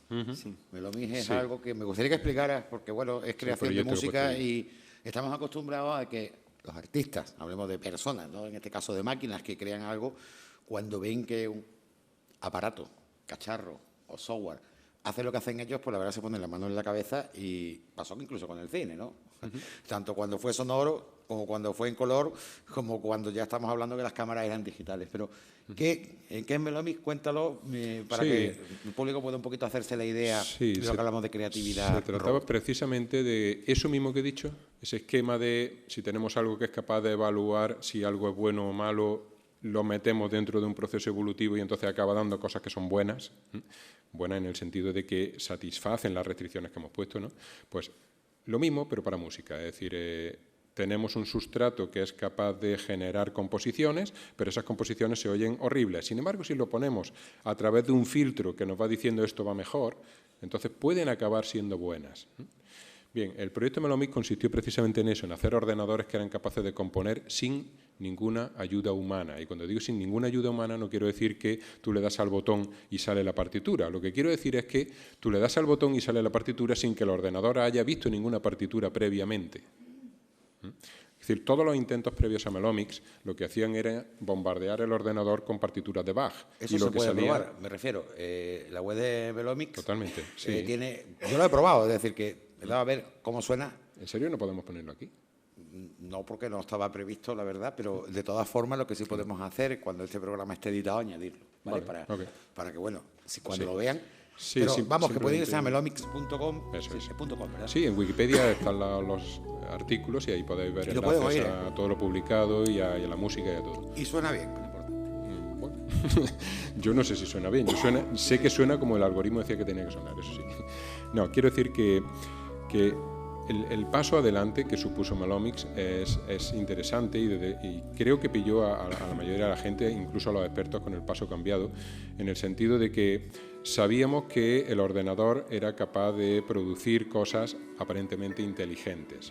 Sabíamos que era capaz de sustituir al ser humano en cantidad de labores. Pero el tema del arte no se podía tocar todavía. Porque ¿Puedo el hacer una arte... pregunta? Sí, ¿A que sí. sí? ¿Algún artista, alguien que pinte, alguien que escriba? No. Qué alivio. Qué alivio me da. Bien, la cuestión es que el tema del arte parecía como reservado, ¿no? O sea, había como una línea roja ahí que decía, sí, claro, por supuesto que se pueden montar coches en cadena y por supuesto que se puede atender a una persona en la recepción de un hotel, todo eso es fácil, incluso hablar como Siri, ¿no? Pero el arte implica, bueno, el alma, la inspiración, una serie de cosas, ¿no? Y claro, cuando la BBC viene a entrevistarnos y dicen, bueno, todo eso que has contado está magnífico, pero no creemos. ¿Podemos probarlo?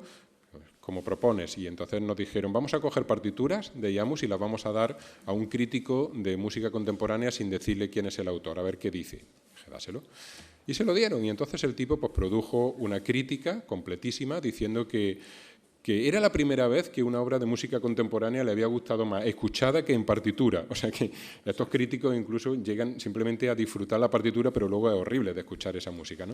Sin embargo, el tipo decía que le había llegado incluso a gustar después de varias audiciones. Decía que probablemente tenía influencias de un compositor francés de principios del siglo XIX, quizás más bien un discípulo suyo en concreto, tal. O sea, hizo una crítica completa de la obra, ¿no? Y claro, cuando le dijeron que era un ordenador, el tipo inmediatamente nos escribió diciendo ¿cómo? ¿Cómo habéis hecho esto? O sea, se había sentido un poco engañado, ¿no? Pero aquello salió de la nada, o sea, aquello salió de la misma manera que se enseña a un niño a componer en el conservatorio. Se le dan reglas de composición y se le dice que hay 5 dedos y no puede hacer un acorde de 6 dedos porque tenemos 5, es una cosa muy básica. Se le dice que la disonancia hay que manejarla de cierta manera, se le dice que una flauta no puede tocar pianísimo cuando la orquesta está en fortísimo, porque, no sé, es ridículo, ¿no? Sin embargo, el ordenador empezaba haciendo esas cosas, y cuando salían las primeras partituras, llegaba el músico y decía, no, por favor, esto hay que meter una regla que diga que esto no, ¿no? Y nada, y así fuimos poco a poco creando esa función que guiaba al ordenador para llegar a cosas que sonaban como debían de sonar. Y bueno, se grabó un disco con la London Symphony, con intérpretes de primera línea y fue muy... Sobre todo yo creo que tuvo mucha repercusión, ¿no? Porque fue junto en un momento en el que la inteligencia artificial repuntaba, de los tantos repuntes que ha tenido en la historia de la tecnología, y en este caso, pues nada, era como que ya lo veíamos venir, ¿no? Sí, esto es lo de siempre, esto es que vamos a reducir de nuevo empleos y van a hacer nuevas capacidades, nuevas funcionalidades, pero claro, meterse en el campo del arte, eso ya era un poco más osado, ¿no? Y tuvo mucha repercusión, hubo mucha discusión en foros. Yo recuerdo con especial cariño, digo cariño porque me emocionó un poco, ¿no? La opinión de un chico que era estudiante de, no sé, tercero o cuarto de música en Estados Unidos, y el tipo lo decía con el alma, decía, joder, te levantas por la mañana, vas a desayunar y te encuentras esto en el Guardian y dices, pero bueno, si yo había cogido esta carrera porque suponía que esto era netamente humano y ahora resulta que llegan las máquinas y están haciendo discos, ¿cómo puede ser? Y bueno, pero es así, o sea, que decir, si se puede hacer tenemos que hacerlo, ¿no? Es como cuando le dicen Paco, al otro... Lo que te he escuchado a veces de hablar de las aplicaciones de la música, por ejemplo, medicina, para tratar insomnio, ¿puedes comentarnos algo de esas aplicaciones quizás más útiles? Claro, claro, por ahí surgió la cosa, es decir, una de las tareas que tienen los... Afortunadamente no hay ningún artista aquí. Por la observación de... Sí, bueno, ya hemos tenido muchas guerras previas. ¿Habéis visto que ha hecho el test de Turing con la música? Algo parecido, sí. A ver, estamos hablando de las aplicaciones. Sí, quería decir que una de las labores que tiene el investigador es la de conseguir dinero. Porque para financiar pues equipos como en el de Melomis, que ha tenido hasta 30 personas en plantilla, figuraros la locura, vosotros que sabéis de lo que va esto, hacía falta una buena línea argumental, ¿no? Y entonces, claro, si simplemente decía, vamos a hacer algo que componga música chula, pues ¿quién te va a financiar eso, no? Sin embargo, si decía, vamos a hacer una forma de terapia totalmente nueva, no invasiva, sin ningún tipo de efectos laterales, que consiste precisamente en llegar a través del oído con estímulos sonoros y que van a producir cambios emocionales que pueden tener efectos curativos. No estoy hablando de la medicina alternativa, ya sabéis, de la que no se debe hablar, ¿no? Sino que estoy hablando de que yo para dormir utilizo música, francamente, o sea, me desconecta.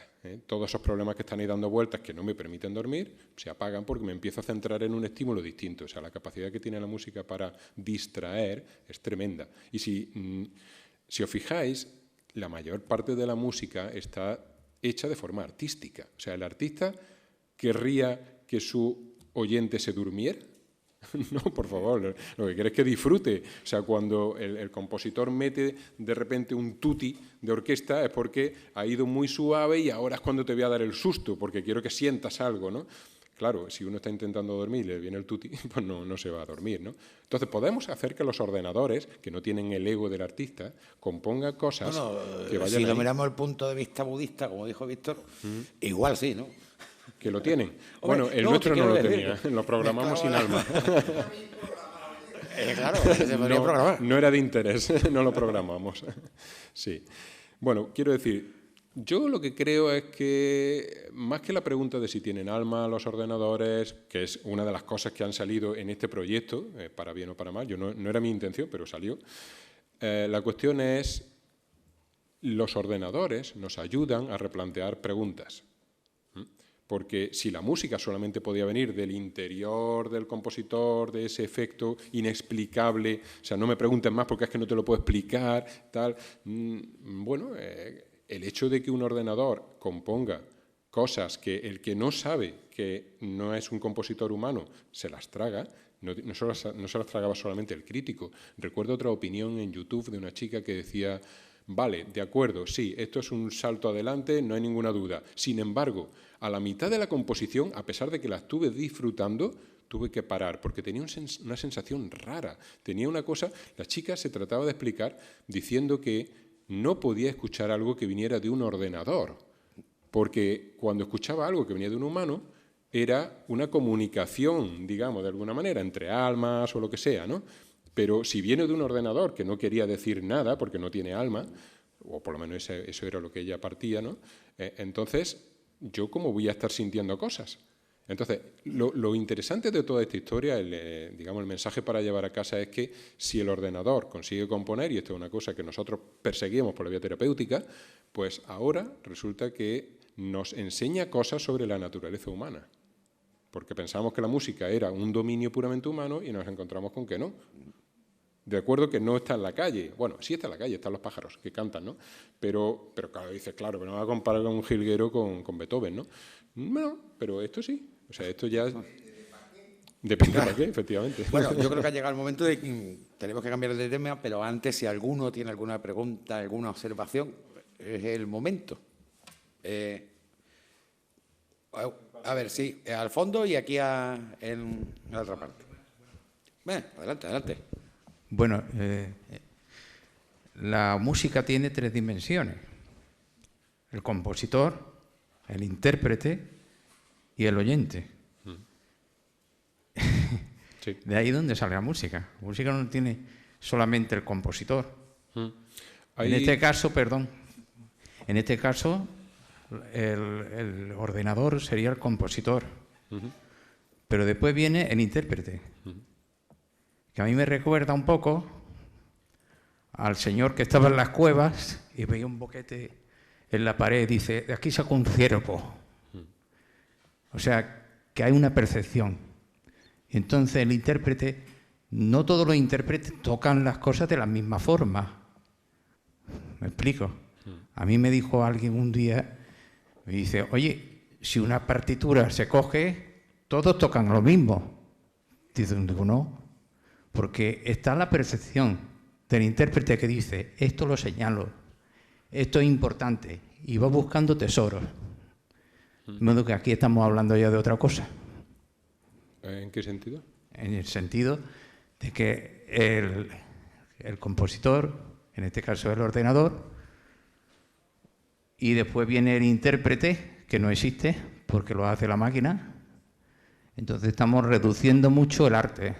Lo estamos reduciendo totalmente, para mi gusto. Bueno, yo lo que creo es que hay una carencia en el lenguaje musical, porque yo creo que el compositor lo que quería era decir una cosa muy concreta, pero le faltan elementos, le faltan símbolos. Bueno, eso es lo que he oído decir a los músicos, no lo digo yo, ¿eh? Bueno, Paco, destaca el punto clave, que es que la Orquesta Sinfónica de Londres ha interpretado obras de ambos. Sí, y bueno, y quizá otra lo hubiera hecho diferente, pero si hubiéramos podido expresar todo lo que sonó allí, entonces un compositor podría haber puesto todo eso para que sonara exactamente como él quería, me imagino, no lo sé. La cuestión es, hay incluso quien dice que no, que solamente hay una dimensión que es el que escucha, que la música se crea en el cerebro del que escucha. Yo no lo sé, yo no soy filósofo, no me meto en eso, soy ingeniero.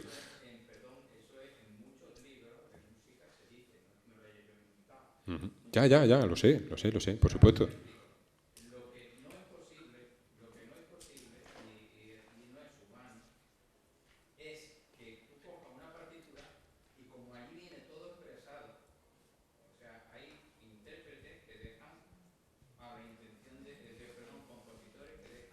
Sí. Sí. Donde tú puedes hacer tus cuestiones cuando estás interpretando. Pero hay otros compositores, como por ejemplo Chopin, que pone absolutamente todo lo que el intérprete tiene que hacer.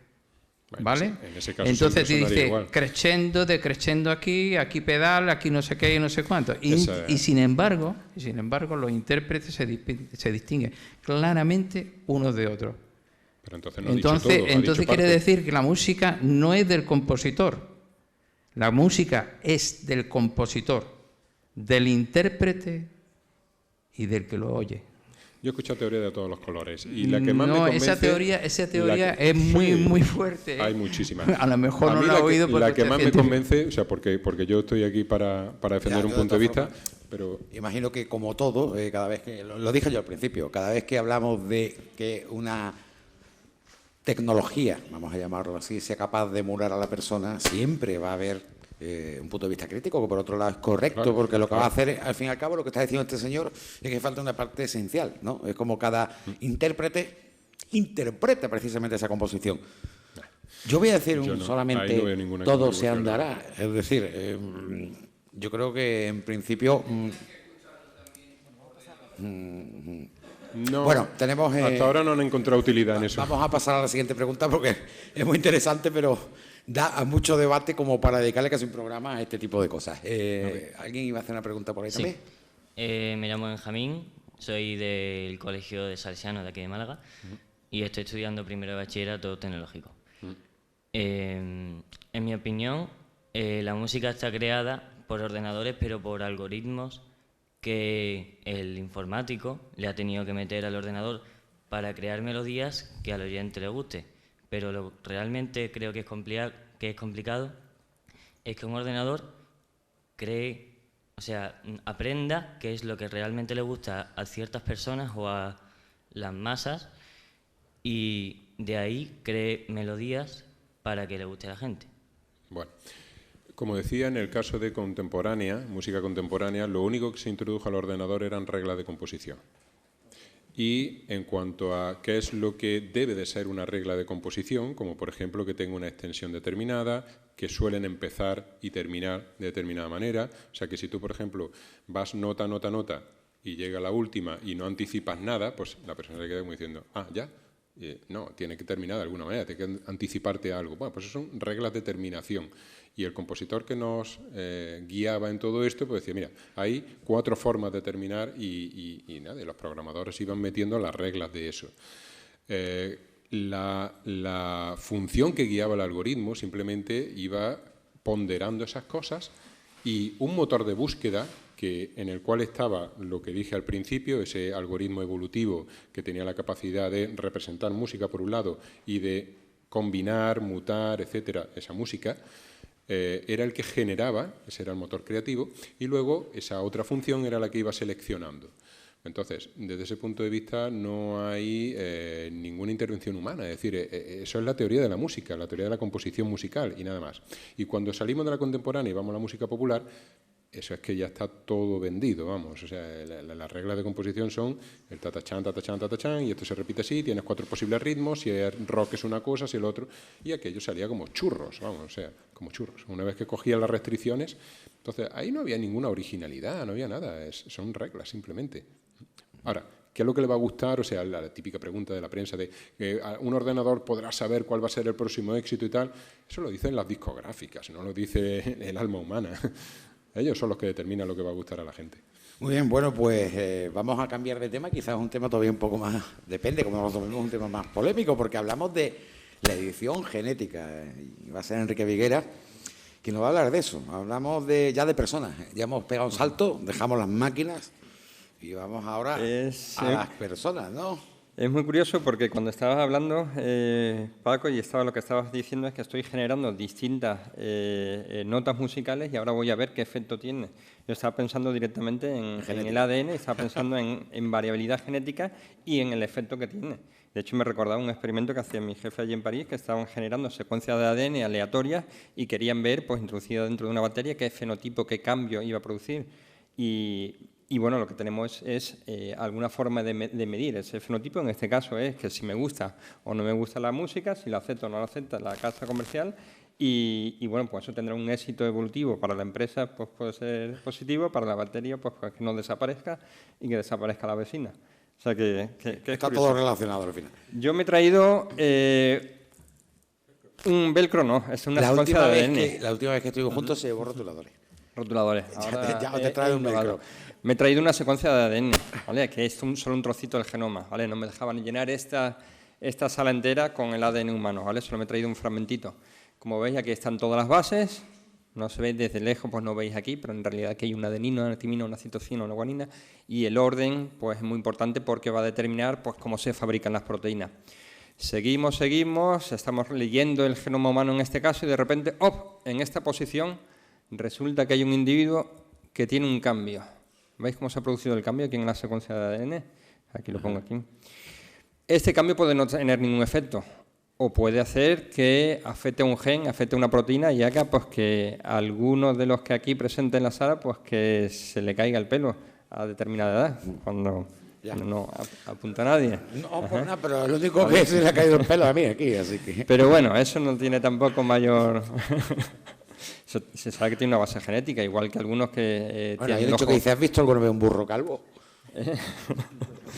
Los ojos claros, por ejemplo, pues eso también tiene una base genética. Los que tienen ojos claros pues son mutantes. La forma del pelo, la forma de pues, cuando sonreímos, que nos salga el hoyulito en la oreja, en la mejilla, ¿no? Nosotros en la asignatura genética humana pues nos lo pasamos muy divertido, hablando pues, de esos caracteres que generan esa variabilidad. Pero cuando ya nos metemos en profundidad, puede que algunos de estos cambios afecten a un gen que sea muy importante y puede que se aparezca una enfermedad que puede ser más o menos liviana, que sea crónica o que sea una enfermedad pues, relativamente grave. Podemos estar hablando pues, de algo que conocemos todos, la diabetes tipo 2, que tiene una base genética y que implica que el individuo pues, que tenga que tratarse, pues, por ejemplo, con insulina durante toda su vida. Tiene una base genética. O puede ser que estemos trabajando con un gen que es responsable de la aparición del cáncer de mama, gen BRCA1 o gen BRCA2. Sabemos que las personas que heredan esta copia mutada y no la copia silvestre, y simplemente es un cambio de un nucleótido, ¿vale? Tiene un 87% de probabilidad de desarrollar cáncer de mama o cáncer de útero, ¿vale? Un 87%. Y no solo esa persona, es que si ha tenido descendientes, sigue heredando esa misma probabilidad. El caso de la Angelina Jolie, su abuela murió de cáncer de mama, su madre creo que murió también de cáncer de mama, y ella heredó esa mutación. Ya recurrió a la mastectomía porque en este caso pues, no hay una insulina, no hay ningún medicamento, ¿vale? O podemos hablar de otras muchas enfermedades, enfermedad de Huntington, que está relacionada con la expansión de una serie de trinucleótidos. Es decir, que esta secuencia mutada pues, se hace todavía mucho más grande. Los abuelos, pues, que tenga esta pequeña amplificación, pues la enfermedad es más o menos liviana. En el padre, pues empieza a determinada edad pues, a ser muy complicada y en el hijo posiblemente pues, muera pues, en la edad infantil. ¿Y si pudiéramos curarlo? Y no con un medicamento, sino que pudiéramos directamente corregir esta molécula de DNA de tal forma que esta persona o algunas células de esta persona o la descendencia, si quieren tener descendiente, porque esa persona ya no se puede curar, no tenga esa mutación, ¿vale? Esa familia no esté condenada genéticamente, ¿no? Eso era ciencia ficción hasta hace poquito, ¿vale? Pero hace cuestión de 5 años, y los últimos ensayos pues, han sido en agosto de este mismo año, apuntan que esto puede ser realidad en el futuro, ¿vale? Podemos simplemente, con una proteína que se ha identificado que viene de bacterias, podemos cortar el ADN, eliminar la parte que está dañada y con ayuda de un fragmentito de DNA que tenemos y con la ayuda de la reparación del DNA, el propio reparación del DNA de la célula, hemos eliminado completamente esta mutación, ¿vale? Todas las células que se produzcan a partir de esta célula, que puede ser una célula germinal, no contienen esta mutación. Los individuos que surjan a partir de esta célula inicial no van a tener esa mutación. Hasta ahora, esto era ciencia ficción. Hasta ahora estoy hablando de hace 7 años. Hasta el mes de agosto, y con los últimos experimentos hechos en ratones, por ejemplo, se han eliminado enfermedades que eran muy graves. Enfermedades muy graves. Primero se han hecho ensayos en células y luego se han hecho ensayos en modelos en ratón. Un modelo que tenemos esta misma mutación que afecta a un gen humano, pues se le ha metido a... Resulta que este ratón pues tiene un gen que es casi idéntico, le hemos metido mutación y tenemos un modelo que se va a desarrollar una enfermedad similar a la del humano. ¿Vale? Entonces, pues antes de hacer ensayos fármacos con humanos, pues hacemos pues con los pobrecitos animales de laboratorio, pero son esenciales si queremos estudiar a fondo varias enfermedades. Resulta que esta técnica, imaginar pues en lo que puede valer una técnica, la patente que cubre una técnica que puede curar todas las enfermedades con base genética. ¿Vale? Estiman del orden pues, de 50.000 millones de dólares o una brutalidad que ha sido pues, una lucha de patentes que ha habido hasta hace muy poquito. Ahora mismo pues tenemos esta técnica, se llama CRISPR, y la proteína que es capaz de hacer esta rotura del ADN se llama Cas, que tenemos aquí. Y representa muy bien, este es un seminario que dimos ayer en la Facultad de Ciencias de la Universidad de Málaga, con una estudiante que trabaja precisamente en esta técnica, que ha venido durante una estancia en mi grupo, que intenta pues, corregir, modificar esta secuencia del ADN. ¿Vale? Se ha modificado en bacterias, se ha modificado en células eucariotas, en plantas, en animales y hasta en células, un ensayo que ha habido en células embrionarias humanas. Ojo, vamos a hablar ahora un poquito de la técnica, pero vamos a hablar también de las consecuencias éticas. Javier, yo he corregido aquí un gen. Disculpa, antes de que te metas en profundidad, quería resaltar no solamente el apoyo que tiene de la biomimética para ilustrar tu idea, sino también el hecho de que una cosa que ha pasado prácticamente desapercibida en tu disertación, y es que viene de las bacterias. O sea, estamos haciendo de nuevo biomimética, estamos cogiendo una tecnología inventada por la biología para convertirla en una herramienta, en unas tijeras que nos vienen fenomenal. Y no solamente eso es así, sino que nos da un mensaje, la importancia de la biodiversidad. Si no estuviera esa bacteria, no tendríamos las tijeras. Sí. De hecho, el nacimiento de la ingeniería genética está basado en bacterias. Yo soy muy legal en esto, pero digo yo, todo esto que viene producido por un gen defectuoso que tiene en X personas, se puede hacer esta técnica, se eliminan los genes malos y no hay problema. Pero es que esos genes, no digo yo reproducirse, sino que salgan en otros sitios, por ejemplo, puesto porque a lo mejor puede ser que ese individuo sea dado a que sea factible que se produzca ese gen en su cuerpo. La gran mayoría de las mutaciones se producen al azar. De hecho, hay un artículo reciente que dice que la gran mayoría se producen al azar durante el propio proceso de replicación del ADN. Cada 1.000 millones de nucleótidos se produce un número determinado durante todas nuestras células. Si nos analizáramos el genoma de todas nuestras células, encontraríamos miles de diferencias, porque se han ido produciendo muchos cambios. Algunos de los cambios no afectan para nada, otros cambios hacen que muera la célula y otros cambios, ojo, que pueden desarrollarse un prototumor. Están constantemente en nuestro cuerpo, se están produciendo células tumorales y el sistema inmune se los va cargando. ¿Vale? No hay ningún problema. El problema es cuando afecta a un gen esencial, se escapa de alguna forma del sistema inmune, etcétera, etcétera. ¿Vale? Ese individuo no tiene una mayor proporción a generar esa mutación que la media de la población. De hecho, nosotros si BRCA1, la mutación en el gen que es responsable de un 20 o un 10% del cáncer de mama, lo corregimos, pasamos de un 87% al 5%, que es la media de los individuos. Sí, Enrique, comenta también que en algunos genes realmente lo que hace que el gen sea perjudicial para la salud es solamente una base, solamente una letra. El resto del gen es igual. Entonces, no es que ese gen con esa letra sea más susceptible de replicarse. Es igual, ¿no? Sí. Hay muchos casos. La anemia falciforme, la ponemos siempre de ejemplo, es un cambio en un nucleótido que cambia un aminoácido y eso hace pues, que la estructura la pared celular y del eritrocito pues, no sea idéntico y bueno, pues es defectuoso, aparece esa enfermedad. Curiosamente, esos enfermos están protegidos contra la malaria. Entonces, por eso se ha mantenido esa mutación en la población. Sí, han agotado el inalámbrico, la batería. O sea que vamos a viva voz, vamos aquí y ahora volvemos a Se oye bien de todas formas. Sí, no, es que como también lo grabamos, ya. Así que a voces.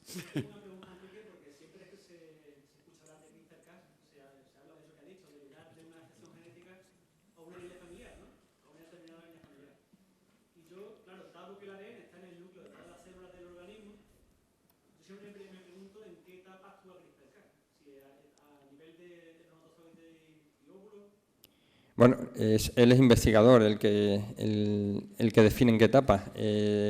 Lo que se ha hecho, el experimento al que yo me refiero en agosto, pues se trabajó directamente en la línea germinal, entre el óvulo y el espermatozoide. Y bueno, lo que hicieron en este caso fue, teníamos una célula que tenía una copia mutada, teníamos la otra célula que tenía la copia silvestre y luego se le añadió justo a la vez, como se hace por la fecundación in vitro, se le añadió la proteína hasta del CRISPR-Cas y el propio sistema de recombinación corrigió la mutación. Yo iba por la línea de que Chico te ha preguntado, ¿en qué ocasión se hace eso? ¿No? Porque, y cuando, a ver si me explico bien, cuando se sabe que una familia padece una determinada enfermedad, porque ya hay antecedentes, entonces sí tiene, o sea, a ver si me explico, sabe ese historial y entonces el próximo niño que va a nacer o niña, pues eso, ¿cuándo se le hace a ese niño? ¿A nivel uterino, cuando ha nacido o cuando, o antes de... Antes de que sea un niño, ¿no? ¿Cuándo? ¿En qué etapa? Sí. Y entonces, cuando una persona no tiene antecedentes familiares de nada, se puede producir también una mutación que va a padecer determinada enfermedad. Entonces, en ese caso no se puede aplicar esto, ¿no? Porque ¿cómo lo van a saber? ¿O cuándo se aplica? Sí. De todas formas, ojo, eso no es... Ahora mismo no está permitido por el convenio de Oviedo y de hecho vamos a tener en Málaga un evento especial precisamente sobre la parte de bioética de modificación del genoma que estamos organizando en colaboración con la Sociedad Española de Bioquímica. Eso de momento, eso no es ético, ¿vale? ¿Y dónde están los límites? Si corrijo esto, a lo mejor quiero que el niño pues además tenga el color del ojo azul y bueno, ¿dónde están los límites? Ojo.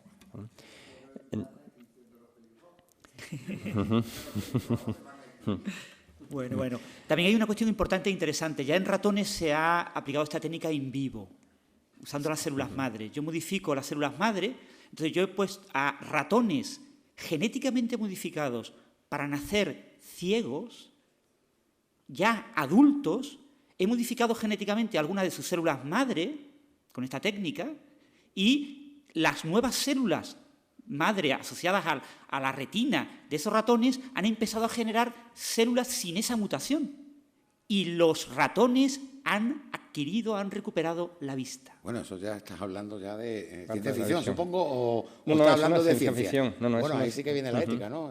Ya hablamos de la modificación en tiempo real, ¿no?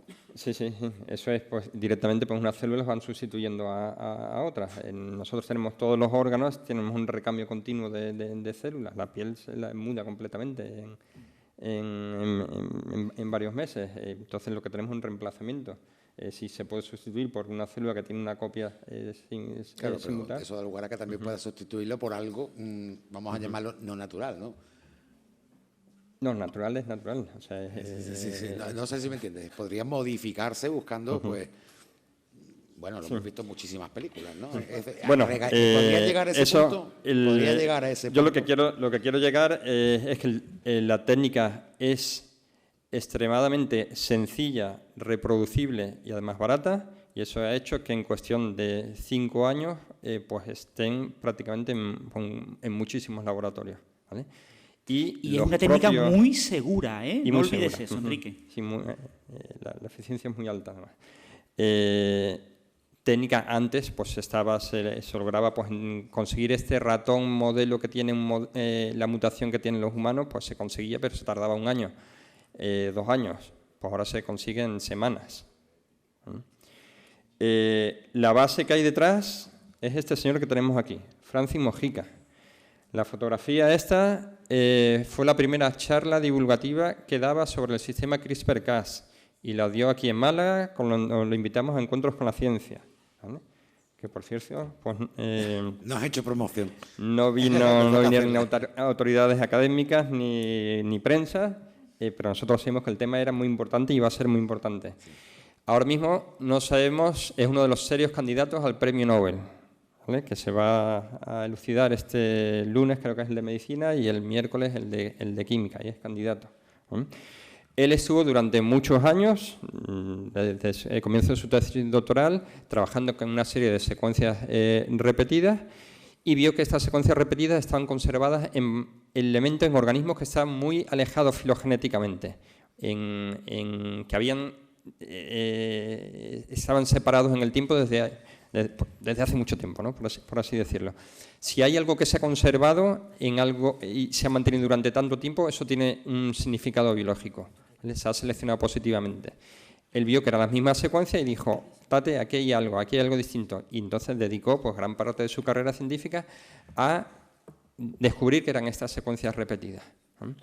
Iba a congresos, la gente no le hacía caso, decía aquí tiene que ver algo, no sabían darle una respuesta, hasta que jugando con esta secuencia y aplicando la bioinformática, vio que en medio de estas secuencias repetidas tenía una secuencia de virus. Y entonces se le encendió la bombilla. Dijo, si tenemos aquí secuencia de virus, pueden que sean fragmentitos de virus que se hayan incorporado en el genoma de la bacteria y sea un recuerdo, como diciendo, ojo, que yo me he quedado con tu cara, me he quedado con un fragmento de ADN. La próxima vez que me infectes, te voy a cortar en pedacitos. Y efectivamente, hicieron el experimento, parte del experimento. La demostración final se consiguió años más tarde por otro grupo, pero vieron efectivamente que si infectaba una bacteria, infectaba ese fago que tenía la señal de identidad, lo cortaban, ¿vale? Cortaban en pedacitos y ya no volvía. Esa bacteria se había quedado inmunizada, ¿vale? Es algo equivalente al sistema inmune humano. Javier, Enrique. Sí. ¿Cómo? Enrique, perdón, estoy llamándote Javier. Sí. No, quería hacer un comentario respecto a la manera que lo has dicho. La bacteria dice, esta información me puede venir bien, la guardo o tal. No, nada de eso es cierto. O sea, no hay intencionalidad nunca. Esto ocurre porque ocurre. La bacteria no sabe nada. Simplemente hay mutaciones que hacen que eso pase. Y como cuando pasa, la bacteria tiene más probabilidad de sobrevivir, sigue pasando. Entonces, hago esa... Correcto, perfecto. Me alegro muchísimo. Sé que para comunicarlo es bueno, ¿eh? Eso sí.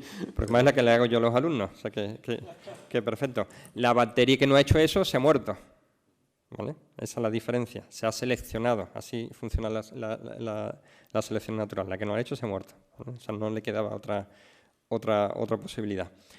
Entonces, él publicó, mandó esto a la revista Nature. Esto es asombroso. Lo mandó a la revista Nature, no se lo creyeron, se lo echaron para atrás, lo mandó a PNAS, se lo echaron para atrás y así estuvo 2 años. ¿Vale? 2 años hasta que consiguió publicarlo y le dijeron que tenía que cambiar, no ponerlo tan directo, etcétera, etcétera. Y bueno, pues ahora pues, ha supuesto una revolución. Luego otro grupo consiguió aislar la proteína Cas9, a otro grupo se le ocurrió que esto podía utilizarse en el laboratorio para cambiar la información genética, vieron que era capaz de hacerse, y no solo además con una mutación, sino que además pues, hasta 30 mutaciones a la vez, y luego las aplicaciones han sido enormes, ¿vale? en células humanas que tienen el virus del HIV insertado, han sido capaces, por ejemplo, de eliminar ese virus, ¿vale? De eliminar ese fragmento. Entonces, tenemos una célula humana que ya no tiene... Y Enrique, al grano, estamos sí, acabando. Sí. ¿Tú ves claro el premio Nobel tan pronto a Mojica la semana que viene? Estamos hablando lunes, 11:45 de la mañana, Fisiología o Medicina, o miércoles, 11:45 de la mañana, Química. ¿Tú lo ves tan pronto? Los designios de la academia son inescrutables, ¿qué se dice? Si bueno, fueron capaces de dárselo a Bob Dylan, pues el premio de literatura, pues no sé qué decirte. Bueno. Pero sí es un candidato muy serio y que ha hecho investigación pura y dura. Fue capaz de ver donde otros no fuimos capaces de verlo. Yo estuve trabajando con estas secuencias repetidas. El trabajo en el grupo en el que yo estuve en París fueron los segundos en publicar algo similar, 2 meses más tarde. Sabíamos que había ahí unas secuencias, pero ninguno nos planteamos qué podía ser, a ninguno se nos ocurrió que podían ser restos de fagos. Cuando la habíamos analizado no nos salió nada. Él las que analizó le salió un trocito de un fago.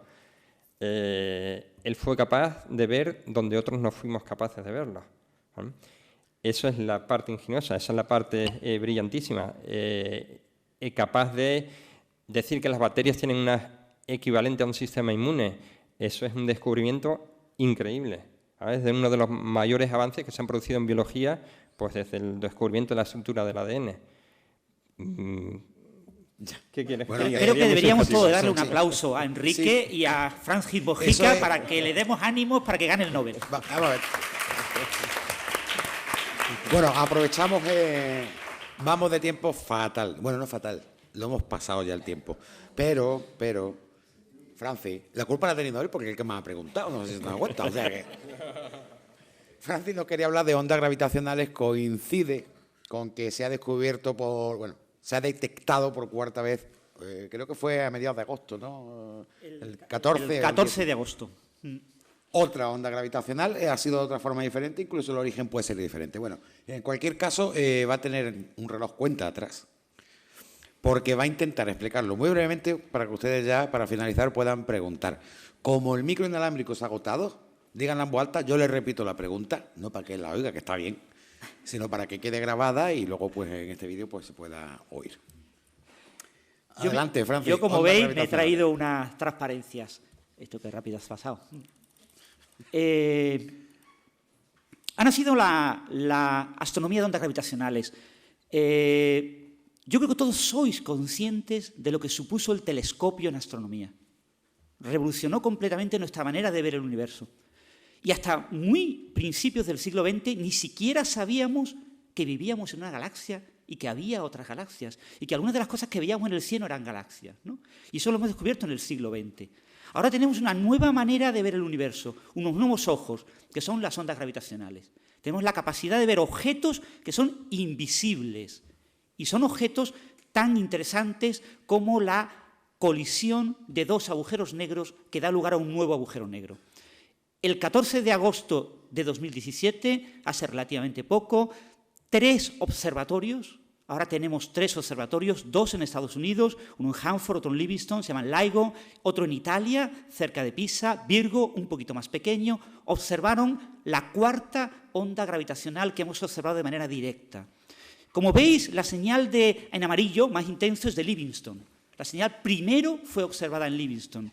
En Hanford se observó un poquito peor, y en Virgo casi no se observa. De hecho, si no hubiera existido una señal tan fuerte en Livingston, Virgo no hubiera observado nada. Pero fijaros que el perfil de la señal en Livingston es muy, muy bueno. Hemos observado 4 señales firmes y un candidato. La primera señal la observamos el 14 de septiembre del año 2015. Era la fusión de 2 agujeros negros. Imaginaros, voy a tratar de que imaginéis. Imaginaros una esfera negra con un diámetro de unos 210 kilómetros. La distancia, pongamos, de Málaga a Sevilla. Y otra esfera negra con una distancia de un diámetro de unos 180 kilómetros. La distancia de Málaga a Córdoba. Separados una distancia de unos 400 kilómetros. La distancia de Málaga a Madrid. Cada una de estas esferas enormes se está moviendo al 20% de la velocidad de la luz en el vacío.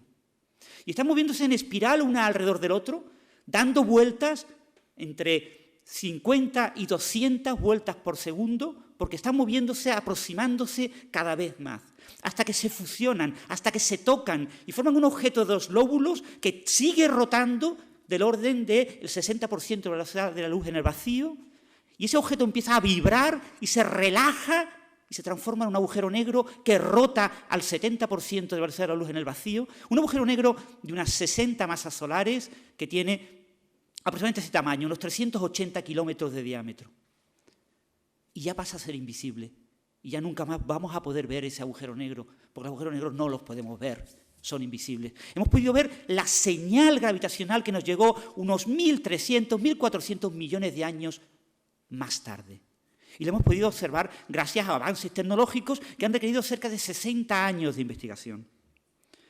Eso es lo que podemos ver ahora mismo. Podemos ver objetos muy compactos, como los agujeros negros, que se fusionan. Podemos ver cosas que estaban en la mente de físicos como Stephen Hawking o Roger Penrose, que estaban en ordenadores, simulados por ordenador, pero que nadie nunca había visto y realmente no sabíamos si existían o no. Y lo que hemos observado ahora, esta nueva señal, la hemos observado con 3 interferómetros. Porque Virgo, cerca de Pisa, que tiene brazos de 3 kilómetros, empezó a tomar señales a principios de agosto. Y el 14 de agosto ya observó una señal. Y fijaros, aquí tenemos la zona en el cielo donde aparentemente está la fuente de la señal. Fijaros la señal en verde pequeñita que está abajo. Es mucho más pequeña que las otras regiones, porque hemos tenido 3 observatorios.